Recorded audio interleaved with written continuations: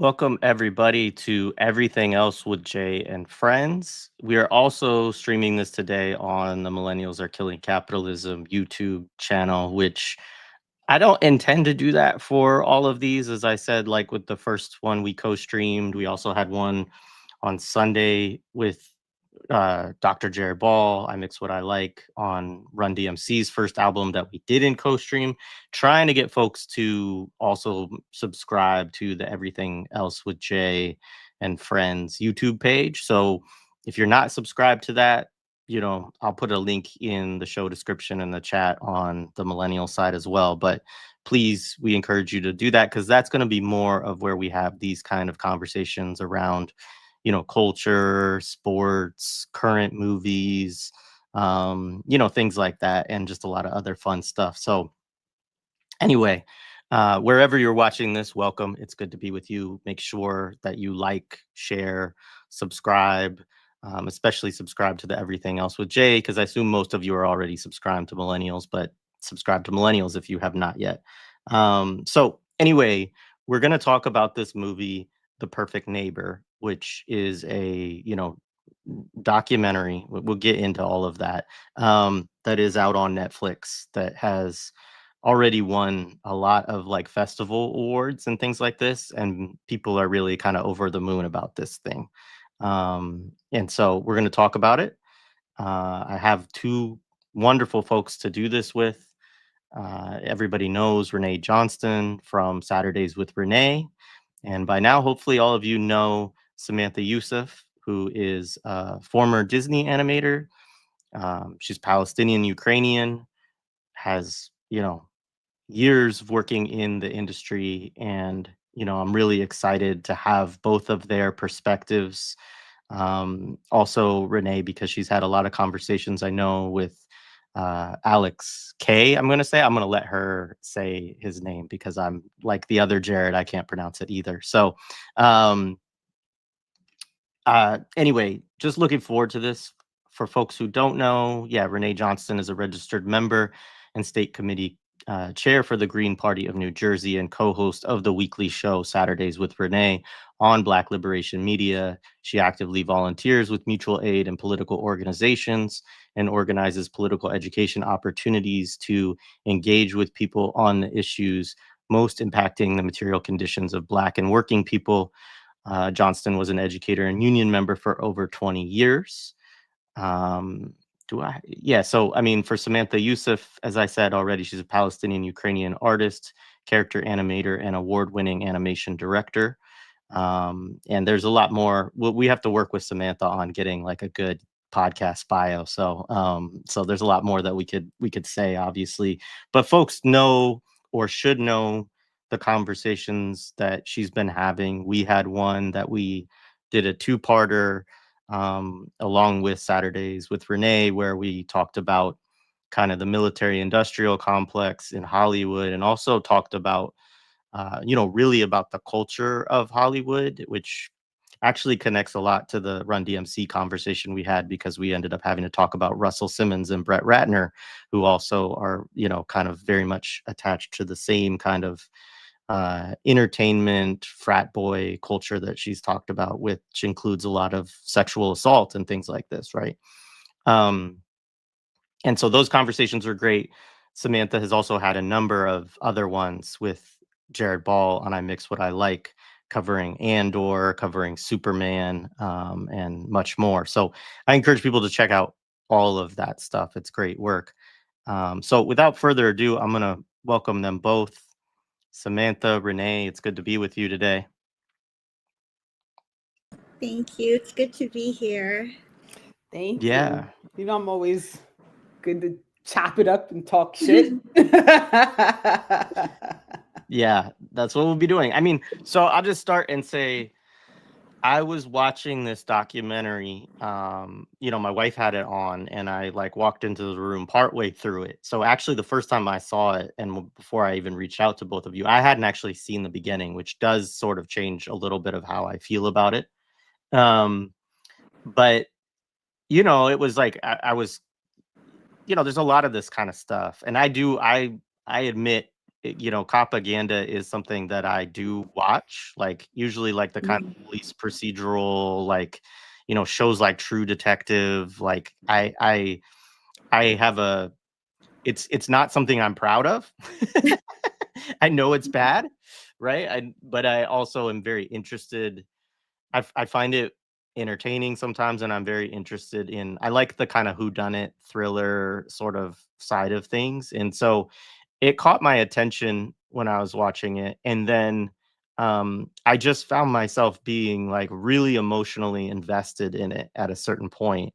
And we'll talk about some of I made a lot of notes as I went back and rewatched to think about like what is it doing.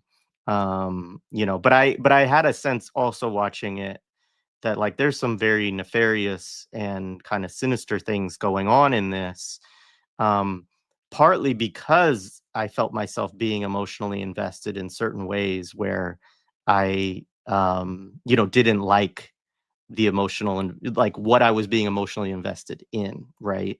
And so we'll talk about all that, but I reached out to Renee first and was like, "Hey, would you do this with me?" And then I thought, as we talked about it more, Samantha, that you would be actually really helpful in this conversation because one of the things to say up front about this film, and they even say this in the opening, which again I had missed in the beginning, is that most of the film is edited footage from police body cameras, right? And so that is kind of the again, we can talk later on about whether this actually constitutes any kind of new form of propaganda or anything like that, or whether it's just, as Renee said the other day in the chat, just plain old propaganda.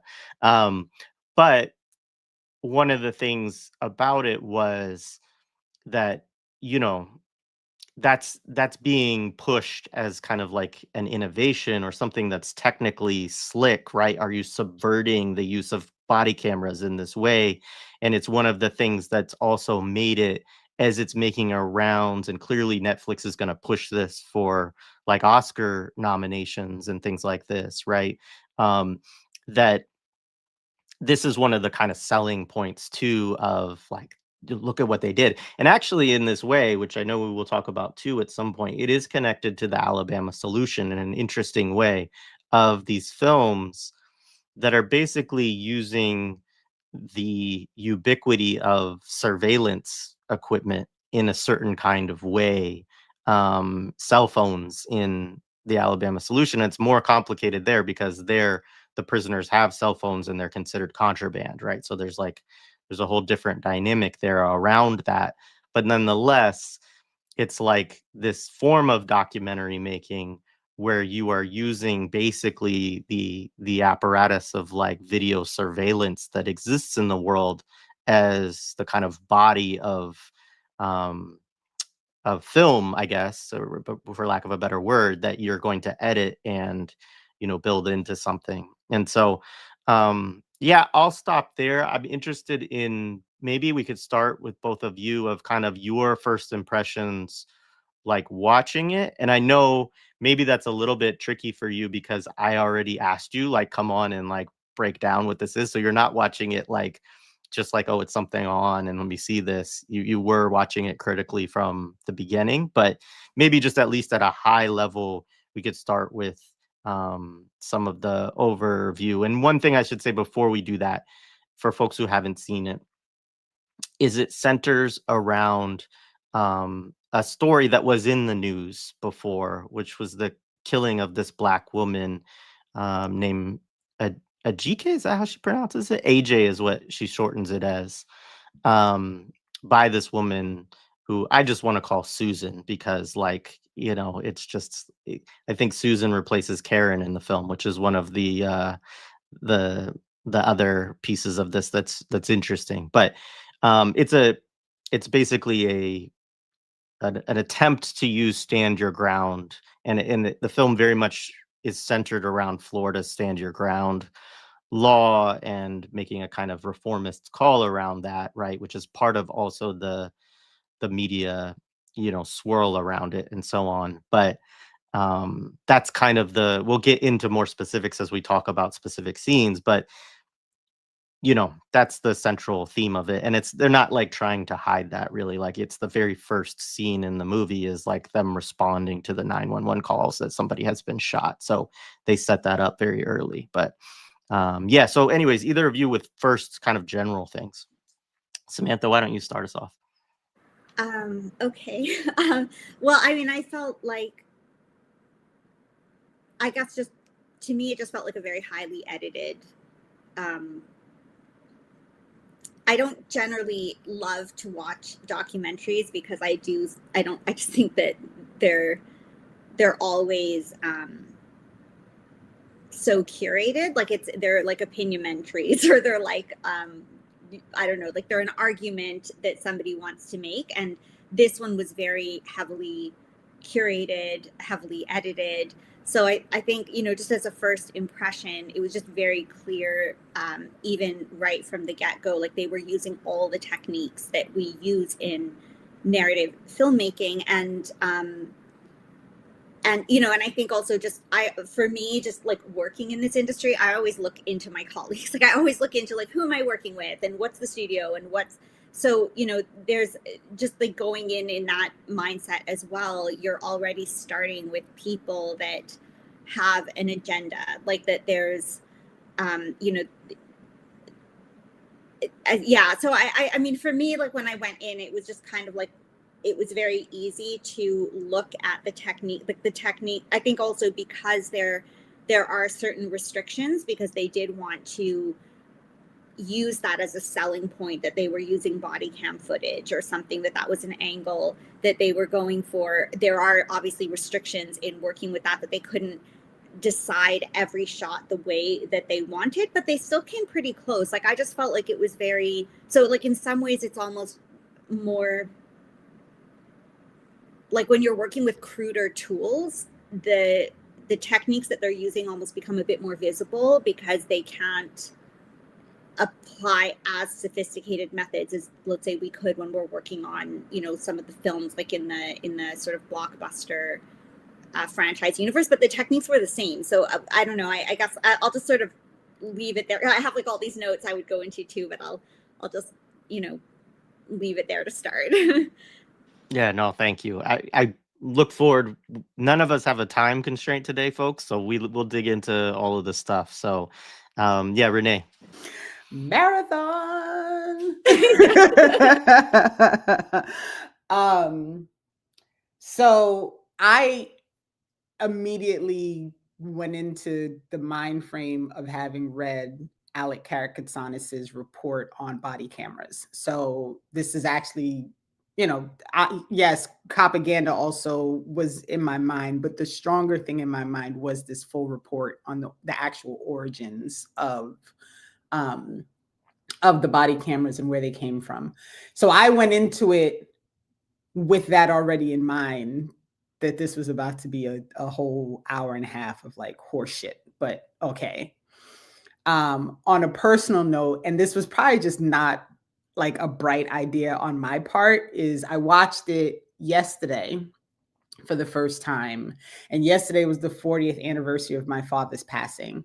And so when it got to the scene of the kids being told, it was like a rough moment for me. And all I could think was, why the fuck? Like, why did you decide to watch this today of all day? Like, what were you thinking?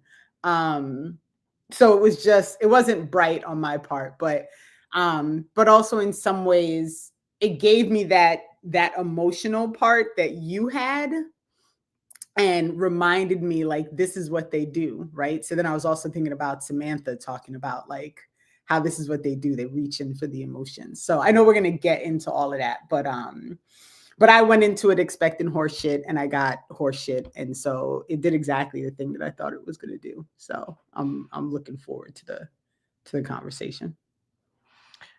Well, first of all, Renee, I'm very sorry that you watching it coincided with that anniversary of that loss, and condolences, even though I know 40 years is a long time.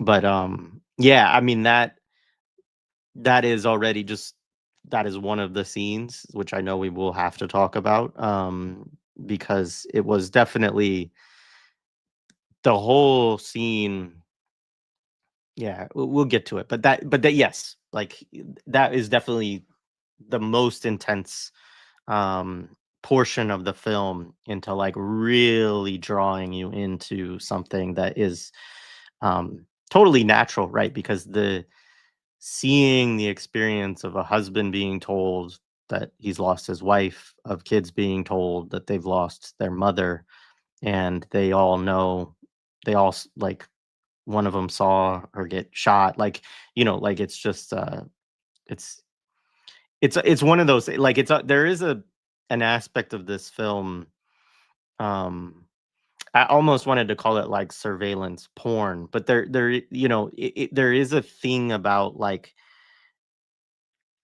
the use of body camera footage in the specific way to make a film, and to like I know we'll have to talk about that in extent, but like, because it draws in all these sorts of questions, right? Of like the there's the purpose of body cams, which we'll talk about, which is not actually police accountability, of course. There's like the kind of what we're told about body cams, which is that they are about police accountability.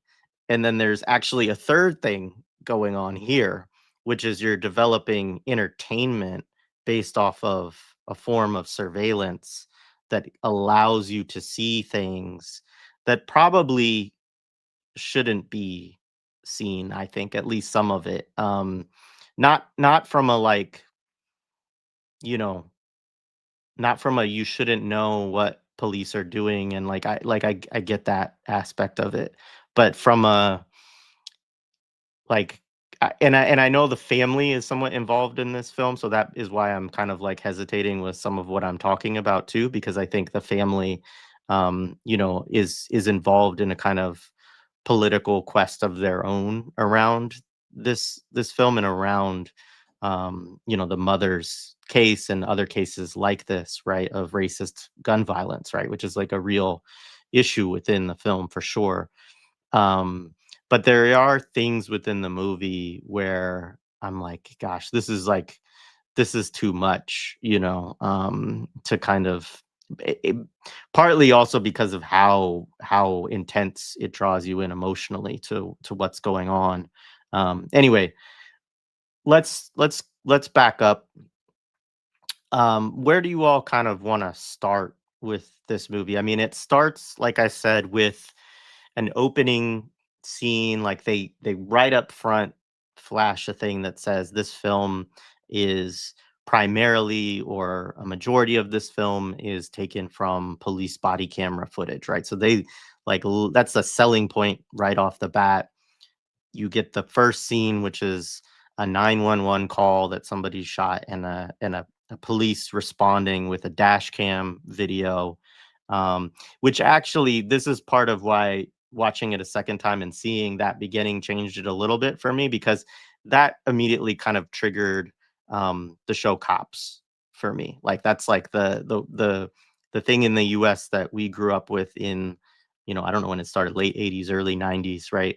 That there was this show on TV. I guess it's still on some small network or whatever, but this show that gave you footage all the time, from a lot of it from dash cams of police interactions, that always was related to like 911 calls, or like they radio a cop in the car and the car's off, and then you see these interactions largely with black and brown folks, sometimes with poor white folks, right? But it's usually people who are like impoverished and all of this, and it's kind of this, that's in some ways like one of the most fundamental forms of propaganda.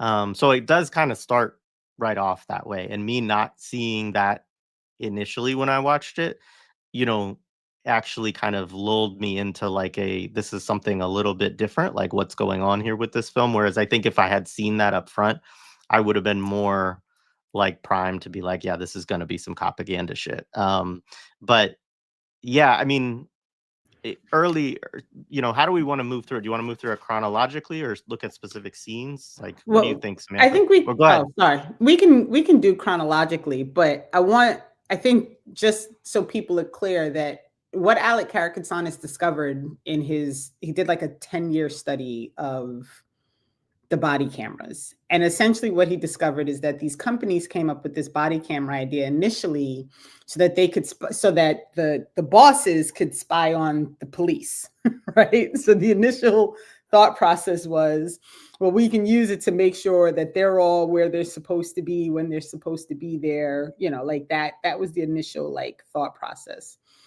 That did not sell well because, you know, cops don't want to turn on each other. So that was not a selling point for them. And be mindful that at the core of this is the, you know, the cloud apparatus. So you have all the data miners who are going to make a ton of money because it takes a lot of cloud space to store body camera footage and to sort it and to tag it. And like all these things are money making. It's a money making venture for the people. It has nothing to do with anything outside of being profitable. Once they realized they weren't going to be able to sell it to the bosses of cops, they decided, oh, well, you know what? We'll sell it to all the cops instead as a means of surveillance. So now what you'll be able to have with these body cameras is you're going to be able to have access to automatic means to surveil people, right? You can go to a place and you're going to have everybody's face on camera because it's all from your point of view, right? You're going to be able to expedite all these processes with, you know, sentencing and forcing people to plead guilty and all these things because you're going to be able to surveil them and to use that for the prosecution and for sentencing, right? Then it's going to provide this little bit of protection because you can pretend that it's about accountability, right? We can just tell everybody, no, you'll be able to see everything that the cops are doing, right? But you're not actually able to see what the cops are doing because the camera points out. It has nothing to do with what the actual police officer is doing when the camera is going, right? So just always remember that the one person that the camera should be pointed at when these things are going is not the person the camera is pointed at, right? And then the last thing is they really sold it to control protest. Like that was a major point in their selling was you can go out into protest, you can surveil, you can figure out who's there, you can have your list of facial, like this was part of the selling. Was now you don't have to walk through the crowd. You could just stand in one spot and let everybody go by. And then you can run the film through your through your whatever mechanism you're using, you know, to do facial recognition. Right. And it doesn't, you know, like the whole point is really, it doesn't even matter. It's on, somebody, you know, just wrote it, and that's if they even turn it on. It doesn't matter. It doesn't matter because even if they don't turn it on, it only serves them. It serves them less if they don't turn it on, right? It's not beneficial to us at all if they like. There's no benefit. And as you know, I like that you said, you know, the thing about like it's poverty porn, right? It's like how do we surveil the people who have the least control over being surveilled, right? So I say all of that in advance just to kind of get people to understand what was in my mind as I'm watching this. So because I go into it automatically knowing like the whole point of body camera footage is not about anything that is beneficial to the community. It is completely about making money for the people who house the footage and creating a system in which they can surveil people and use it against the poorest of them. Like that's the point of the body cam. So there is no working around a film like this that it is always going to be Copaganda because you are using the tool of Copaganda in order to sell a story. I think I feel like that also was, I didn't know the history extensively, but just, I felt like even in the interrogation room, that seemed really evident to me because the cameras in the interrogation room don't let you see what the police are doing or like what their expressions are, but you only see the person being interrogated, like the way that unless they had cameras on the opposite side, which I don't know because they didn't, you know, reveal that. I haven't watched a lot of these kind of cop footage things, but I feel like, yeah, it does seem like, to me, that sort of also told that story, that it's like these cameras are here not for police accountability, but just to surveil people. Yeah. Yeah. I mean, just a couple of additional notes on that. All of what you both said, I agree with and think is correct. Body cameras were heavily pushed after Ferguson, and it was a part of both Obama's, his Justice Department, and him in particular advocated for it.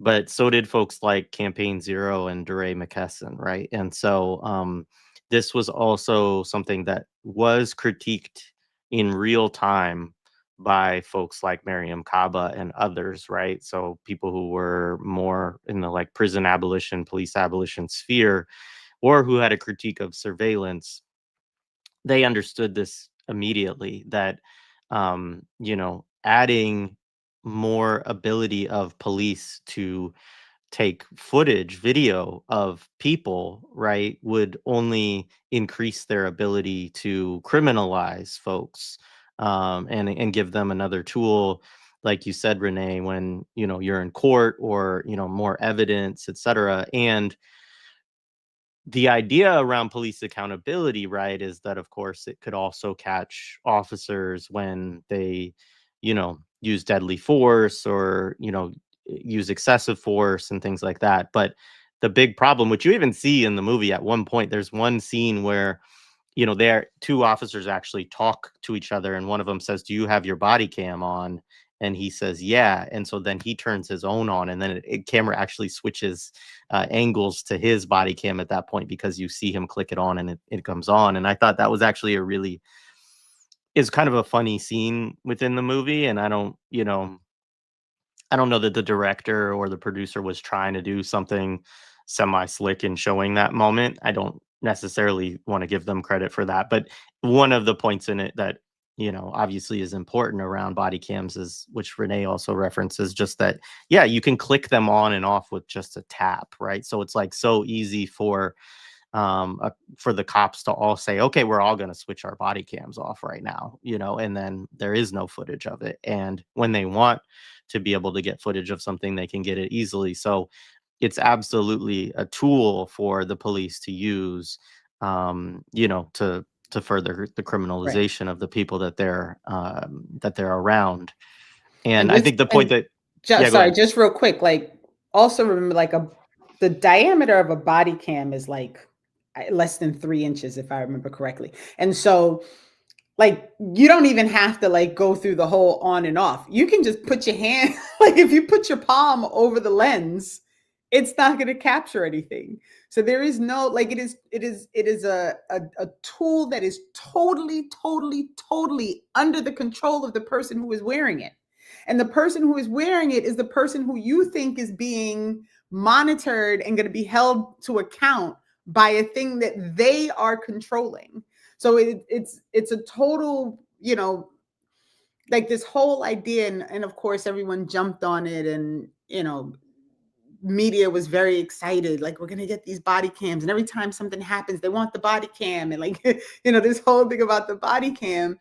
And in the end, all you do is watch the torture of whoever it is that they did the thing to. You have no information about what happened. Cops are trained to like move erratically so that it looks like they're running, to yell loudly so that they're being recorded saying things like, don't resist, put your hands behind your back. You have no idea what's being done to the person as they're yelling these things, right? So, again, and sorry to cut you off, Jared, it just struck me as you were saying it, like, they're not wearing like a monitor. Like, it's not something that's like, it's a camera lens. Like, they can just completely like cover it up, and then no one ever knows anything that's happening.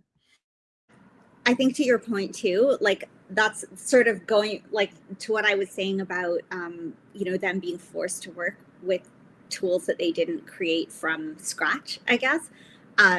To me, watching this film, it reveals itself. And there was a couple shots that I noticed that you could start seeing a police officer trying to cover the body cam footage. And then I think they cut it, but you could see like a hand going in and stuff. And so when you really go through and like code this film, just even from an aesthetics perspective, you can see all those like that was something that I noticed a couple times. And then but you can see that the director like tried to just like cut it to try to not show that was happening, but there were a couple shots where you could sort of see a blurred hand or something try to like start coming in.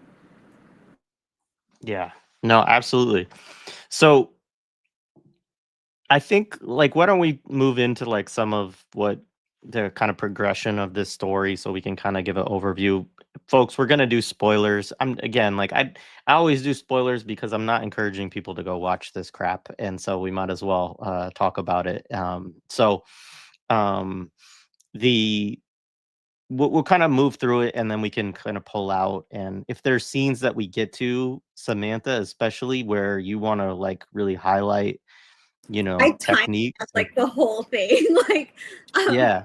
But can I just add one thing before we go into the film? Just Yeah. giving sort of like a little bit like the same thing with the history of the body cam. I just also think that like a couple things that we should also keep in mind, like it is a Netflix film. Netflix was created by like, what is he, like the great nephew of Bernays, who basically built this entire the forefather of this sort of cinema propaganda apparatus. So there's, I like just even what Netflix will allow and curate. It's not just like some rando that's like, oh, I feel like starting this service that could really democratize film or something. Like this is coming from somebody that has an awareness of how this industry and this apparatus operate. And even though he might no longer be CEO of Netflix, like we do in all of these studios, we have, I don't know what you would like call it outside. I don't know what a name that everyone would understand, but like internally it would be sort of like a style guide or a Bible of how we would curate the content or the branding or whatever of these studio spaces or these networks. And so like I do feel like that's one thing that like also we should be going into, just like putting that out there. And the other thing I wanted to put out there that is not necessarily like about breaking down this film, but these are things like that within the industry, like certain people get, you get typecast in a certain way, but you get typecast not because in the industry it's necessarily clear that you're the only exceptional person that can do this type of thing, but because of how we know it will sell. So like, I remember this was happening with J.J. Abrams because he did the Star Trek remake. Then it was like, well, he's the sci-fi guy and he's branded, and like in his interviews, he's always like, yeah, I'm a geek and I play video games. And then he becomes the guy that's like going to direct the Star Wars films. Like, is he the best director for those kind of films? It doesn't really matter, because to the public, like this is sort of what he becomes like part of this advertising apparatus for. And I kind of feel like the director in this film serves a similar role, because she sort of got known for doing these kind of like, true crime documentaries. Then that's also going to get credibility with the public to be like, oh, I want to see, like if she does this film, it's also going to be, sort of people will walk into it disarmed a little bit because there's a credibility that she's going to offer. And I post watching it, it's actually interesting because I just watched a couple interviews with her, and her interviews and the way that she talks about this film contradict the techniques that are used. And so we can go into that, but she says things like, oh, I wanted to humanize the community, and yet she used filmmaking techniques to dehumanize certain, like the people she said she was humanizing, and humanize the people that she said she just wanted to spotlight different things, but the techniques say otherwise. So we can go into like why I'm saying that, but like I just also find that her background, like coming from like working with Spike Lee, working with Sam Pollard, like she's very good at like curating and editing. She went to Harvard for film, which is generally not where you go to become a great artist. You go there to build the connections in this political industry apparatus and stuff like that. So I just think like walking into looking at this film and who made the film, it's not like she claims that she's like, well, our family, it was a personal story that we were made, that we knew about, but she doesn't really actually say, like, she doesn't, I think that like people should also watch when she says that critically, because she never actually personally says that she really knew the victim, and she doesn't really say like, you know, in terms of like, she's like, oh, well, someone in my family recommended this house to Ajiake, and that's how we knew about the story. But that could also be like, there's no explanation of like, well, is it because someone in your family worked in the same place, or that, like, you know, and then she's like, oh, there's like, I'm moving out of my house. Like, there's no sense of like, what is that relationship? And I do feel that the film gave more of a voyeurship of the community as opposed to like an understanding of this experience. And that was the other thing that I just felt that for me watching it as a filmmaker, if I didn't know anything, like politics aside, to me this was more about the filmmaker showing that this is the style of films that she wants to make for an audience that doesn't really understand that lived experience, but helps to support a certain narrative, than it is for actually like, I don't know if I'm making sense, but like, I felt like this was more about her awards and her prestige and her capacity to do films that sold in a certain way without an actual like fair and honest representation of lived experience. So I just, like those, just going in, like putting in some history in there too. Like, I feel like those are things that are important to think about before we even just like address the film. Absolutely, and we can stay there for a minute actually, because I think that's really interesting, and we probably shouldn't like gloss it over before we start. So the director's name is Geeta Gandbir, I think. Yeah. Yeah, and she's known for a few different things. A documentary called A Journey of a Thousand Miles, Peacekeepers, which is follows 3 women in an all-female, predominantly Muslim unit of police officers sent to post-earthquake Haiti as UN peacekeepers for 1 year. The mission challenges these women while shattering commonly held stereotypes. That's, of course, the blurb on it, right? But like, I haven't watched that, but that description sounds wild. And then How We Get Free, The Real Cost of Cash Bail. She did that documentary, which is a HBO documentary. I have not seen that.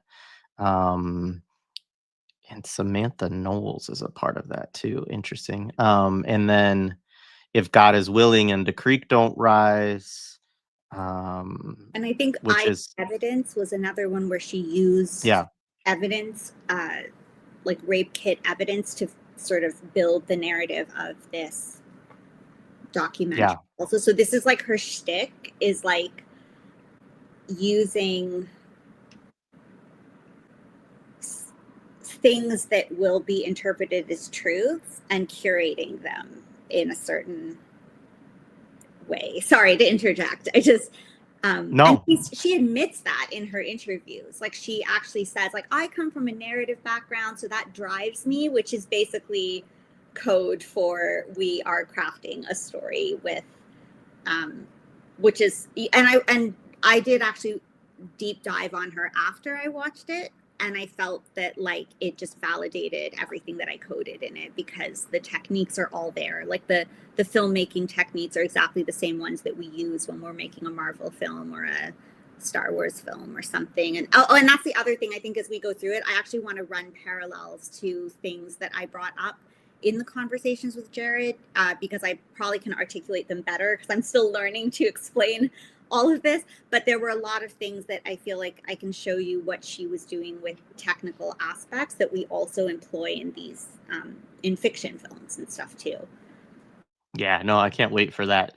Couple other things, like, so the Spike Lee connection, that that If God Is Willing and the Creek Don't Rise is, I think that's a sequel actually. So he does when does In the Levees Break comes out 2006. When the Levees Break. Is that right? Because that's the year of Katrina.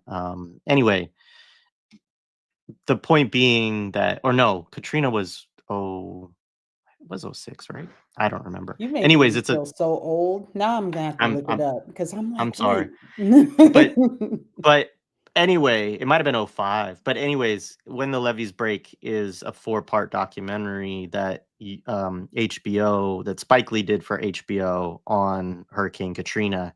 And she was an editor on that, which, like, again, to your point, I mean, I think this is part of what's kind of documentary as a form has in it some of the problems you're pointing to for sure, Samantha, which is like that it it builds this legitimation of itself because you're working with, facts, right? You're working with raw, like, video of things that actually happened, right? Which then can make it seem as if the narrative work that you're doing or the editing work that you're doing is somehow a part of reality as well, rather than, like, for instance, when we get to some of these really emotionally jarring scenes, or like, effective scenes emotionally, like, I partly because of your work and your conversation, Samantha, like, I was paying more attention to, like, okay, what's the sound like in this scene? Like, what's the,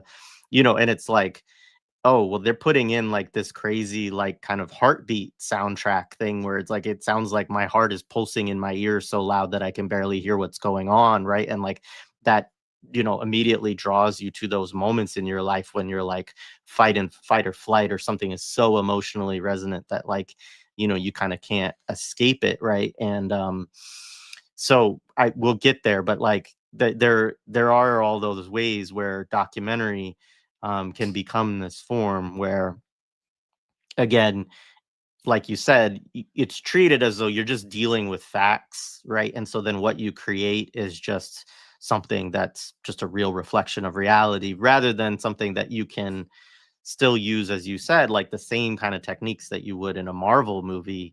It's just using, work that, I mean, the thing that's easy about it, right, is all she has to do is edit, really, because it's not, she doesn't have to do any filming because the film is already all provided there, right? And I think that's Most of it. There's yes, most of it. but yeah, and that's actually where just to for audiences, like, just to help with this kind of literacy, this is why when I was doing the Andor thing with with Jared Paul, this is why I would say things like, because again, like, I wasn't, I'm still, like, finding my words, but I was trying to explain, like, these narrative of events things are not the messaging of the story, or the story I call, like, what we would call the story core, the main messages. And I think that this is actually a great example of how to understand that even in these fiction stories that we watch, because people saw Andor as the narrative events showed revolution, but the messaging was counter-revolutionary and helped to shape and indoctrinate, pacify, commodify, and co-opt that sort of revolutionary idea, and to normalize and naturalize genocide, which was a big part of it, was naturalizing genocide and making it, like, acceptable. And in something like this, it's a great example, because this is, like, where the factual information is these kind of, you think that this is like the narrative events, but it's curated and messaged and using psychological techniques to actually, co-opt you into a different message and normalize different things. And so I think it's, like, really, like, I hope that by going through this and looking at, like, how they're using quote unquote factual events, it's a good way to discern that even though events in these other narratives, like the Superman or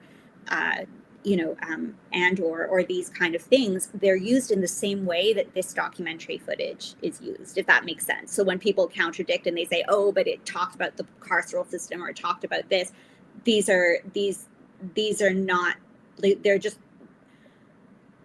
they offer a sense of credibility so that you can absorb problematic messaging or something. If that, I don't know if I phrased it the best way, but Yeah, and I think we can get, as we talk about some of the scenes, like, specifically to, like, kind of like how that's happening within the film.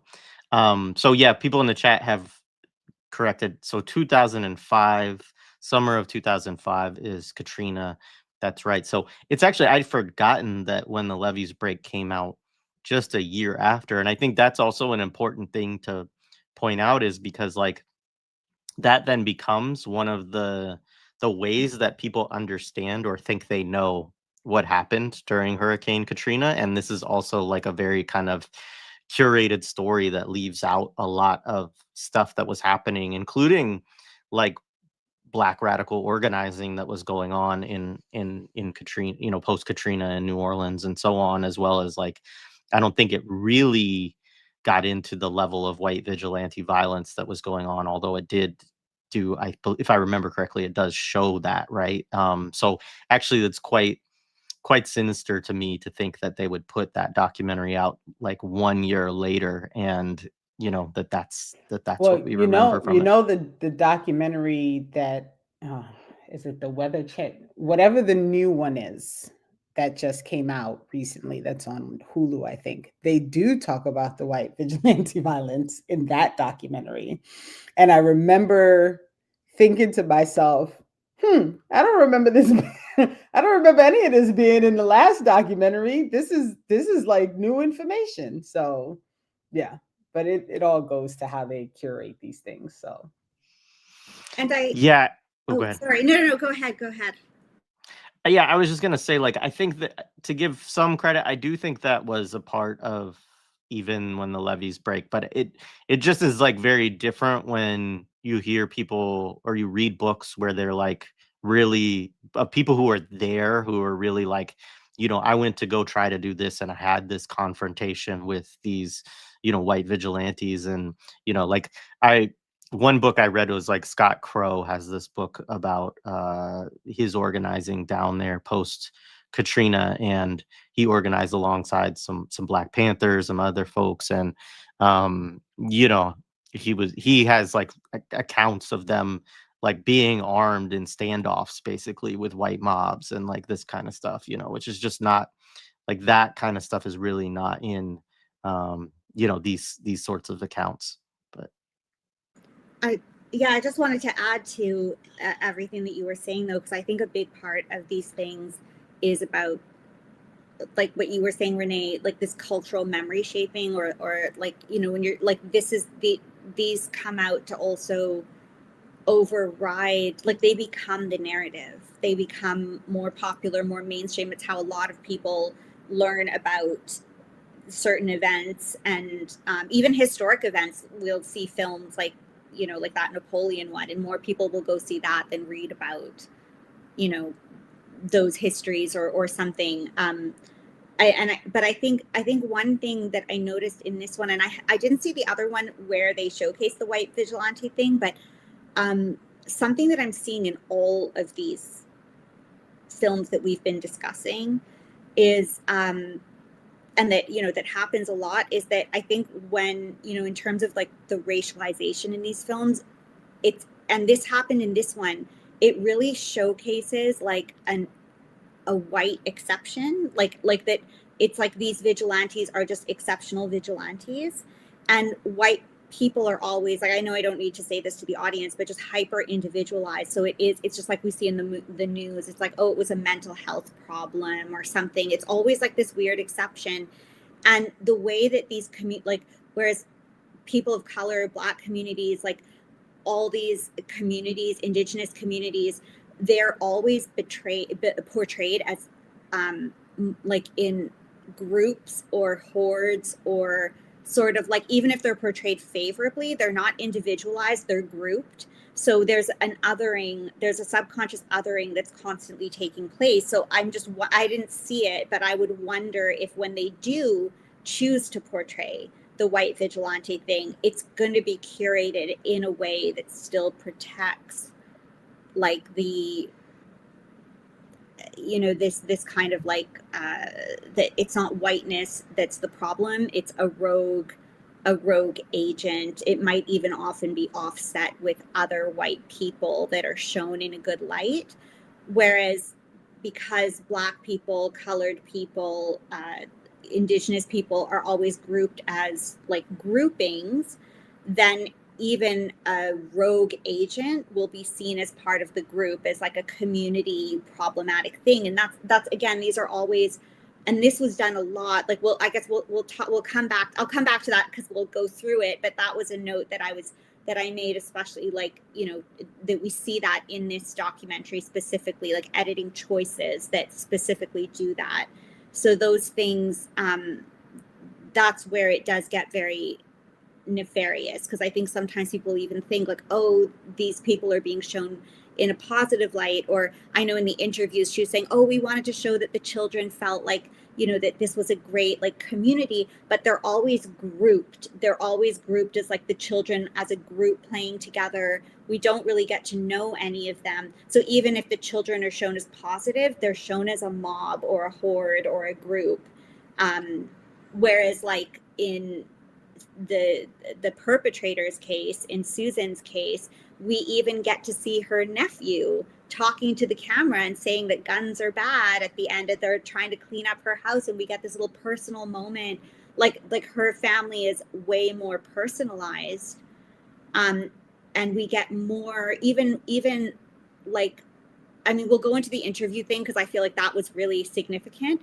But we even get to have visceral experiences with her where she's like, I'm cold, I'm this. We get to sort of relate in that way, and we don't ever get to see that with anyone else. So even though she's the perpetrator, she's actually on a subconscious level put into a position where we are given like more empathy with her. And those are the things that, like, on the overt side, it might look like, oh, she's the bad guy, but all the techniques that they're using are the ones to build empathy, and the techniques that they use with the people that suffered under this, even if they're trying to show that this was a wrong done to them, they are using filmmaking techniques that we would use to create distance and objectivity between these people. So yeah, I mean, we can go through that. Sorry, I don't want to, sorry, I have so much I want to say that I just don't want to dominate talking about it, but there's like a lot of really nefarious using the, at least what I like, I can't speak to having seen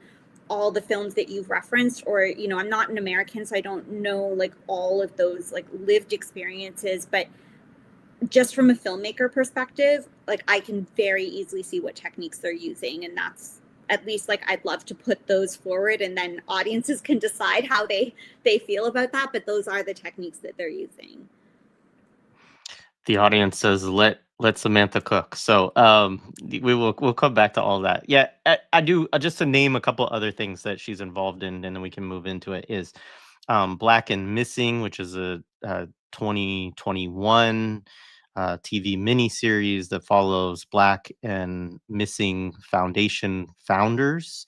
So it's like following a nonprofit essentially that focuses on Black folks who have been kidnapped or are missing, right? And talks about the systemic nature of that, how we get free, which actually centers around activists and I think attorney Elizabeth Epps. I think she also ran for governor for a while. I am familiar with her. And then 2009, By the People, the election of Barack Obama. And then, as you mentioned before this film, I Am Evidence, which is also a phrase that you get related to sexual assault and Me Too kind of discussions. And I don't know like the origin of this, but there's this phrase in it: my body was a crime scene, right? I've heard that also comes up in the documentary On the Record that talks about Russell Simmons's many allegations, over 20 allegations of sexual assault and many allegations of rape. And so, yeah, I mean, again, it's like, it is an interesting space she's in, right? Because obviously she's talking about a lot of issues that are very real issues of social justice that people care about. There is, as we'll talk to, there's a real linkage between this type of work though and like nonprofits and foundations. And somebody did mention to me, I haven't verified this, but they mentioned to me that this film was started was paid for with a $1 million non-recoupable grant fund initially, and then gets monetized with a $5 million purchase from Netflix right after Sundance. And they mentioned to me that like that just doesn't really happen in the documentary world unless it's something that is the ruling class is already basically invested in, that this is something that that we want to make a big deal out of, and that they also will put probably Netflix will probably put $10 million into a an Oscar push for this film, right? And so that's important for people to understand too. I also did notice Soledad O'Brien's production company is also associated with this. I noticed Renee, that too. yeah, And you talked about, did you, and I'm trying to get my coffee going, so I'm still go for it. not Yeah. really like functional. But did you mention also the person who did this, Elisa Payne, the producer? Because she's got a whole other set of things. I also think her husband is one of the producers on the film, if I'm not mistaken as well. Geeta Gambhir's husband. Yeah. They produced it together. And then Elisa Payne is the producer. And Elisa Payne is the producer behind Stamped from the Beginning. She's a proud NAACP Image Award winner. And so, like... Yeah, NAACP shows up in this movie too. Yes, they do, as does all of our favorite reverends, Al Sharpton, to which, just so the audience knows, I got to the end of the documentary and I sent Jared a text that said, "Not fucking Al Sharpton." And that was my whole text. I gave no context. I need an education on that, because I don't know all the people. So, all right. Well, let's move into it.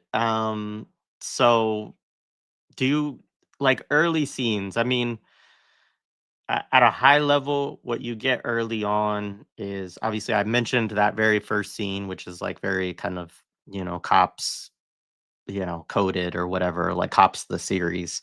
And then and it even ends that scene like right before it cuts to like the perfect neighbor or whatever. It ends with a cop like going up to a door and saying, "Sheriff's office, come out with your hands up," right, kind of thing. And then and then it's like, okay, now we're gonna go back and figure out how we got here, right, kind of thing. Which also, I just want to say, I hate when movies do that. Like, I think it is such a crappy technique. I mean, I guess it's to like draw people in from the beginning, but yeah, I don't know if you have thoughts on that. No, I'm sorry. I have like a note for every 30 seconds that passes in the film. Like, I've got like pages, but it is that, it's just to engage it. Like, they start off actually because they can't just like start, like, you can't just sit down in the theater and be like overly bombarded. So it kind of starts with like, it's in the cop car, like it's a bit calm, and then the car is like moving us into the scene. The car drives in, and then it sort of accelerates into a bit of this drama to engage, and it engages the audience, because otherwise the way the film starts is just really slow and boring. And so it's just that, and it's also like, I think it dramatizes it, and it sort of sets up a headspace that they want everybody to be in. And I think that was another thing that maybe will bring that up like as we go through it. But the other thing that they did, because like I said, they had to work with restricted media to an extent. So when you have handheld devices or body cams or things like that, it can actually be destabilizing, right? Like, usually if I were working on one of the blockbusters that I would work on, we would use that kind of footage when we're trying to create that unease, like when people are running with the camera, it's very destabilizing. So what they end up doing is setting up what I saw a lot of in this, and I think, you know, it's something that people should be conscious of what's being done to them, is that there's purposeful unease that's set up so that then the cop footage is actually a space of relief and security. So when the cops come, so like they set you up feeling anxious, and then we cut again to like this kind of nice neighborhood with the cops coming in and feeling like, oh, now it's more stable. So, and they do that, you know, again, they didn't use cop footage through the whole thing. They use a lot of like, I don't want to say stock footage per se, but shots of the neighborhood, but very like horror movie creepy, like a little kid's bike like tipped over in the grass, like abandoned somewhere, or a lot of Dutch shots, Dutch angles, like sort of tilted angles, or angles where you only see like the fence is like over here on the screen, and then there's all this space, but there's shots to make you feel like I can't, like what's happening. And they use a lot of these even calm establishing shots of the neighborhood to create a lot of unease, so that then when it cuts to the cop cameras, or the driving in the car and then the cops walking down the streets, those actually become more stable, and they reorient you into a feeling of safety associated with the police. And then that becomes a pattern that they use a lot. So that, sorry, I don't want to. No, don't. But I just feel like I can go forever. No, but I'm glad, because I want you to know that before even that happens with the cop, I literally thought of you. This is why I couldn't. So we couldn't talk. I sent Samantha a text yesterday that said, we can't talk today because I'm not going to be able to talk to you without talking about this fucking documentary. And then we're going to like spoil everything. So we can't talk until after we do the stream tomorrow. And so the first actual scene is that drone footage over the neighborhood. So it gives you like a still shot of the houses, which made me think of Samantha, because, you know, we've been doing this revolutionary thing and we were talking about doing that, right? Starting over the houses in a neighborhood and then zooming in. And then I started thinking about how not unique, but how like nefarious it is to start with this overhead of the neighborhood. It looks peaceful. It's like clearly a suburb. There's driveways. It's not like cars parked in the street. It just looks quiet and serene. And then all of a sudden now you go to like this, like someone's been shot, right? And so it gives this idea that like you have this peaceful place where like there no, you know, everybody, like it's a suburb. What could happen in a suburb? Oh no, someone got shot. And it's such a jarring, like, you know, but as I tell everybody, like, you know, Jared ruined shit first, and then Entume ruined shit. Now Sam comes along, she ruined. I can't watch anything without like totally taking it apart.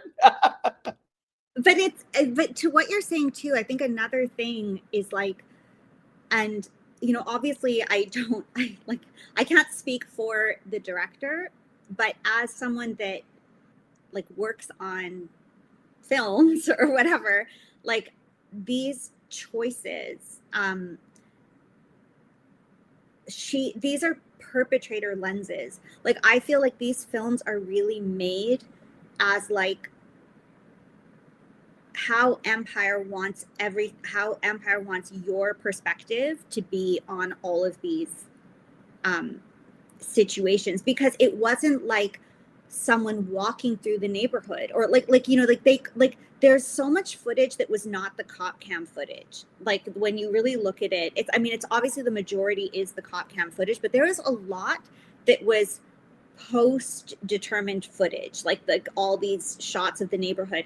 And if they wanted it to feel like you would feel like a person in that neighborhood and to humanize the neighborhood, they could have had these shots like how you see in these, I don't know, like these rom-com things or something. You would never see a drone shot of a neighborhood in a rom-com. You'd be like walking through the streets and like waving at the neighbors or passing things by. So they could have gone in post and had like a camera like walking through the neighborhood in that way, but they chose a drone footage thing. So they also are trying to set up like that mindset, that framework, you know, which I'm sure, again, I haven't watched the shows that you were referencing before, Jared, but like this way of setting up the lens to be in that sort of, you as the surveyor as well, to normalize like this sort of surveillance perspective. It's everything, even though it's like a really, I agree with you, it's kind of like a cheap trick that we sort of throw the audience in and then backtrack. It's a cheap film trick.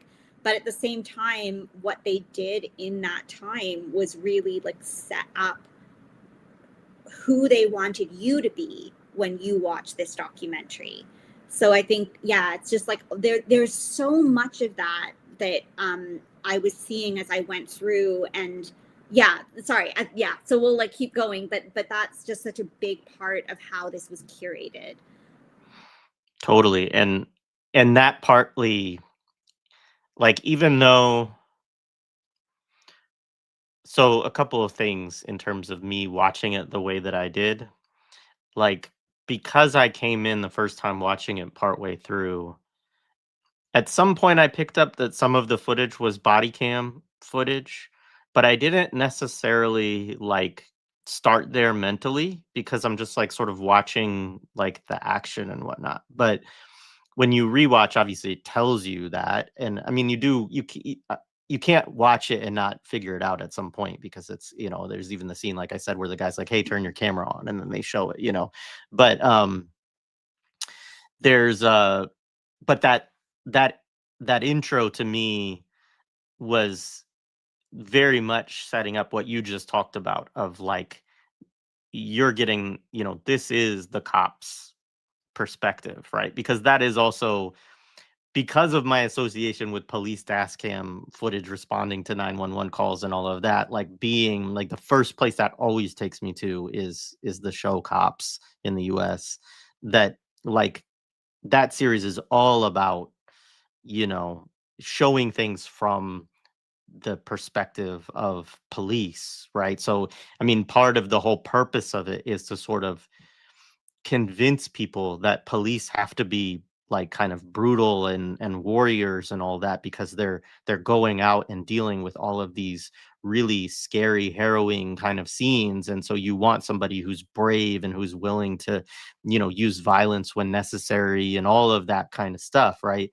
um which is very much tied into, yeah, a whole bunch of other stuff that we've talked about on the pod over the years, but just like the ideas of liberalism and like this constant, you know, need to kind of uh fight against the state of nature and the wilderness and the savages and the hordes and all those kind of things that you talked about, Samantha. And I think, I mean, I guess, to move into some of these early scenes, and you're welcome to spend as much time on them as you want, but like what we see, just to give people kind of a higher level overview, is that this woman, Susan, is constantly calling the cops on Black children for playing, right? And the thing about it, and this is one of the areas that I think is something that I found quite sinister within the film, is one, like, yeah, the cops actually get annoyed with this to some degree. Like they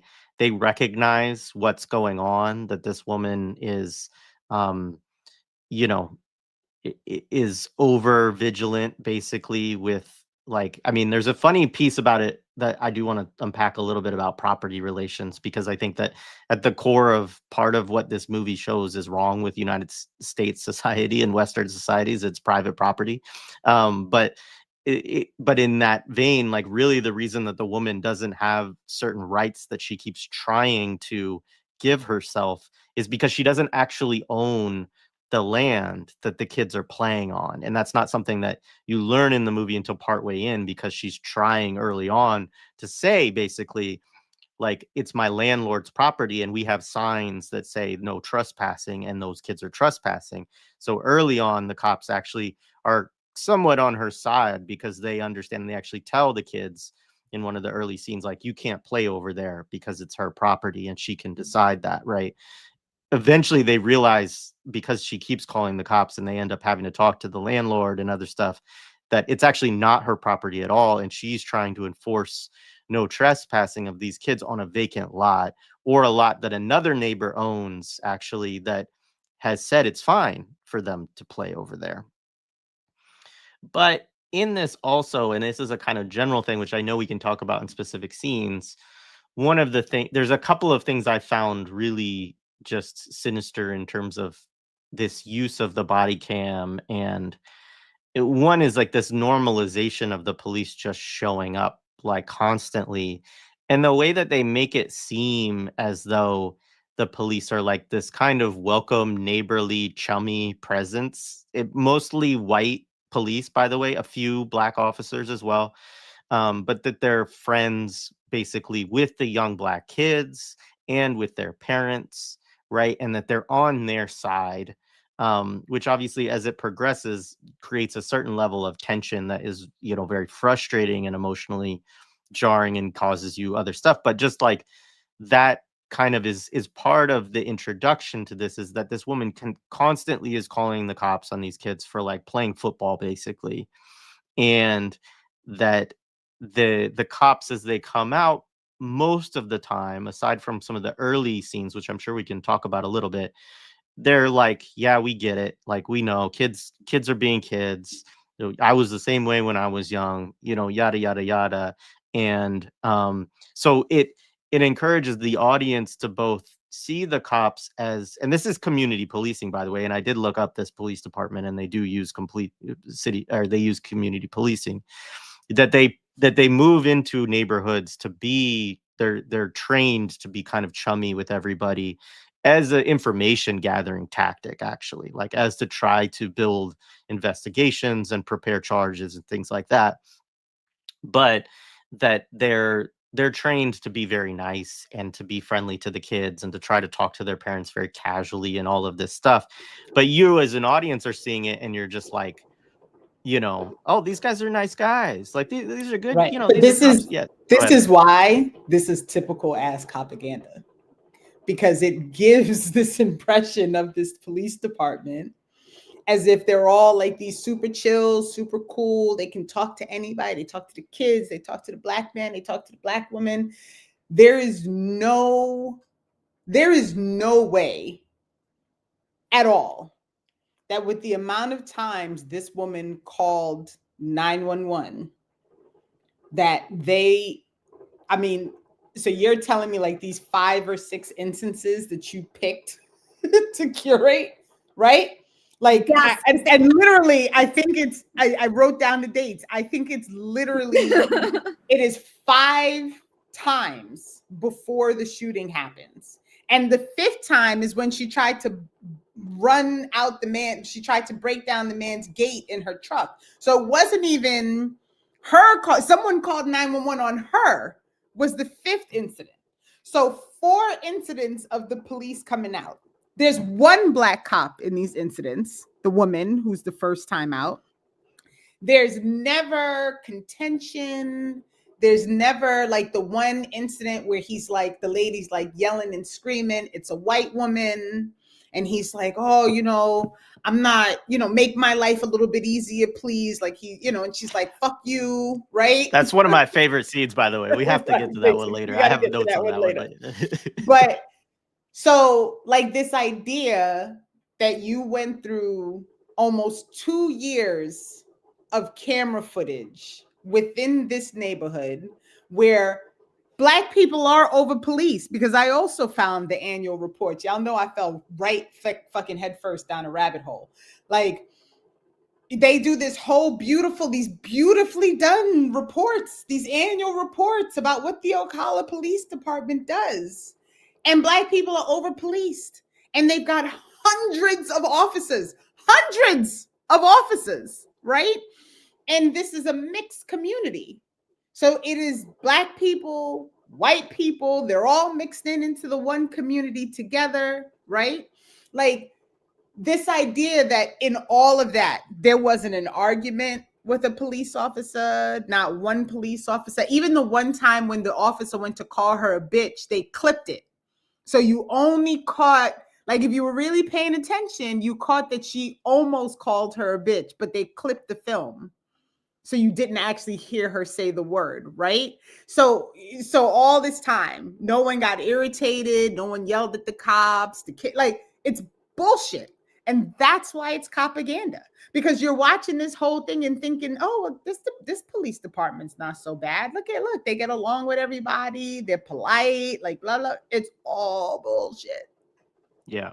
One quick note, just related quickly on that, is that, yeah, I mean, you can Google, like, you know, does this police department have excessive excessive force complaints? Does it have wrongful death complaints? Like, yes, right? Like, and it has like multiple like federal lawsuits and all of this kind of stuff, Right. which I also think is like a whole, it's just so interesting, right? Like that, I mean, me watching it, it did feel heavily like this is a PR piece for this police department, you know, in a lot of ways.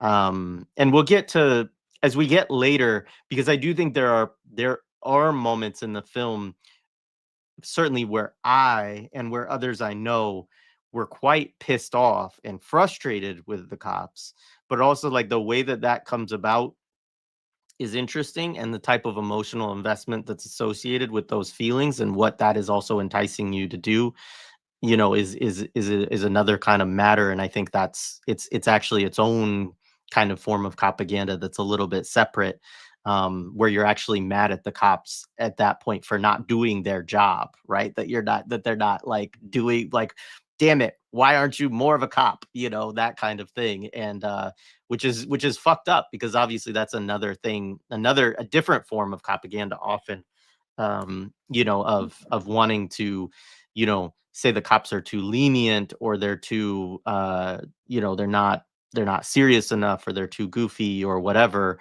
And you want the sort of hard charging, like, you know, kind of rapid police response. But yeah. Yeah, or they're very, like, I feel like that's the thing, to what, you know, you're both saying, like, because I made a note of the dates as well, and it's so heavily curated, like, it's so selectively edited. There were also a lot of, you know, just quickly to adjust your last point, but I want to talk about some of the things Renee brought up. There was also like a deliberate choice to edit in a lot of, like, when the cops say, well, these are the rules and we're being very like fair and balanced, and there's nothing I can do, but I have to give equal, like, you know, fairness to everyone. So there was, to me, it was also like showing that police don't abuse their position. It was very much like they really did have to edit in a lot of these moments of them clarifying and explaining how responsible they're being. The other thing, just, you know, looking at what they chose to portray, the first two instances where we see the cops, and, you know, and this is like it's just so embarrassingly edited. Like, I just feel like it's so obvious, but you know, they're always there. Like, we are conscious that there's at least two cops, that, like, that there's a team or whatever that shows up, and they always, like, the first two instances, we don't even really see the male partner. It's purposeful that all that we see are the female cops. So the first one, I think, was a black female cop. The second was a white female cop. But we introduced, like, any visuals of the cops are only showing the male cop's body cam, I guess. So we only see the women, this kind of like very safe, you know, introduction into how they interact in the community. We see, especially like the black woman, we see her like chatting and, you know, talking with them. And I guess, like what you were saying, this whole community policing thing. And I felt like there was some lines of dialogue that to me felt that you can tell that they've got these strategies, you know, like this patronizing way that they said to the kids, like, do you know what truth is? Or like that, like this, like, you know, like they're prepping and priming the kids in the way that they're going to then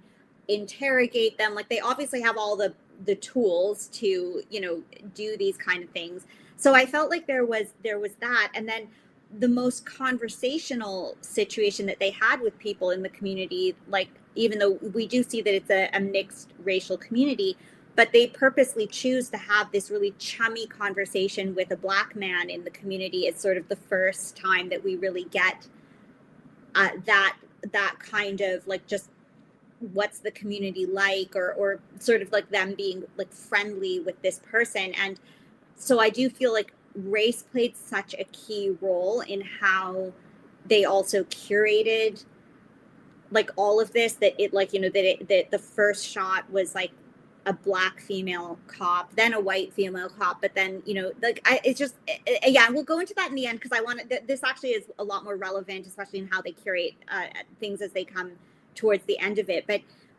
it was just, I just find like the whole thing, you know, oh, and another thing I wanted to bring up, sorry, just to add to, because I made this note on it, but like, you know, when you think about like this director that's doing these films, and or even with this film, I would invite people to sort of imagine it too, like when you're doing a podcast or something, or people that they watch.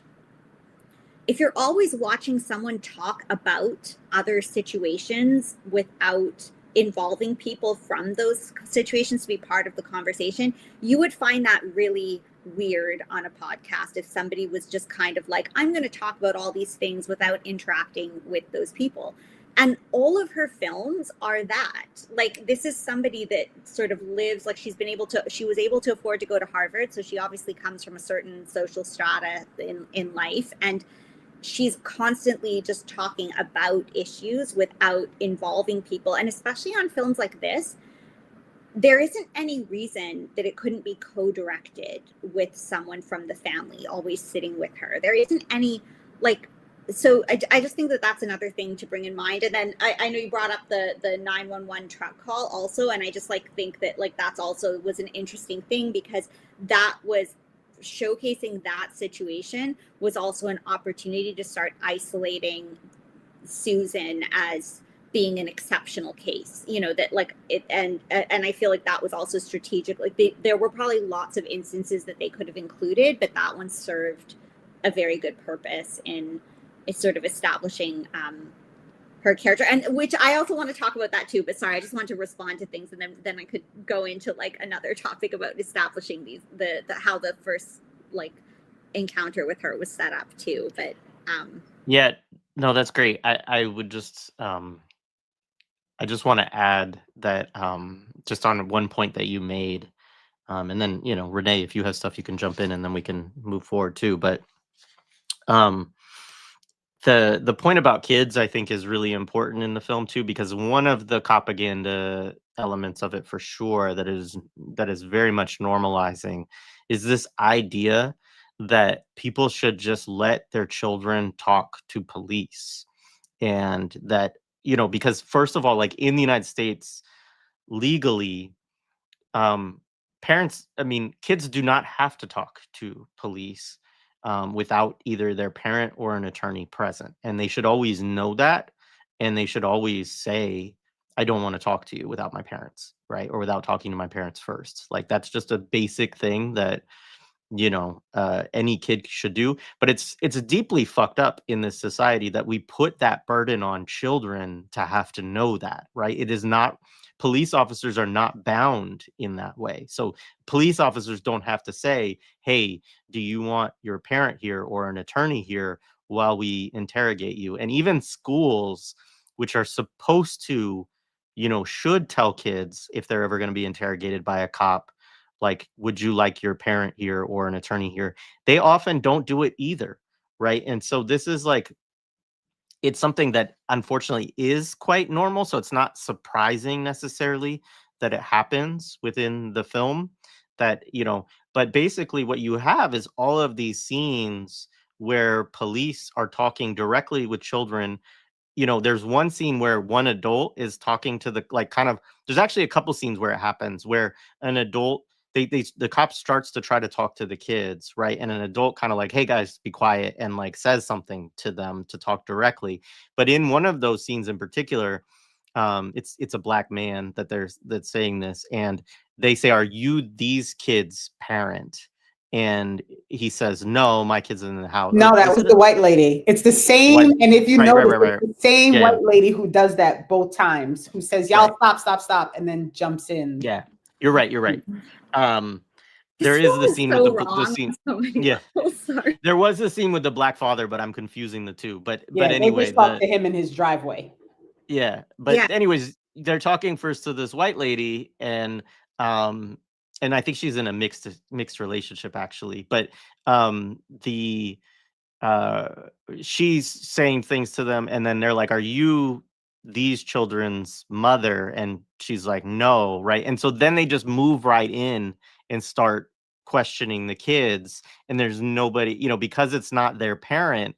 The police know, like, I have full authority basically to move in and question these kids. And it's very frustrating watching it. It reminded me Imperial 80s of watching Lethal Weapon, the first one, where they have this whole scene of interrogating the kids.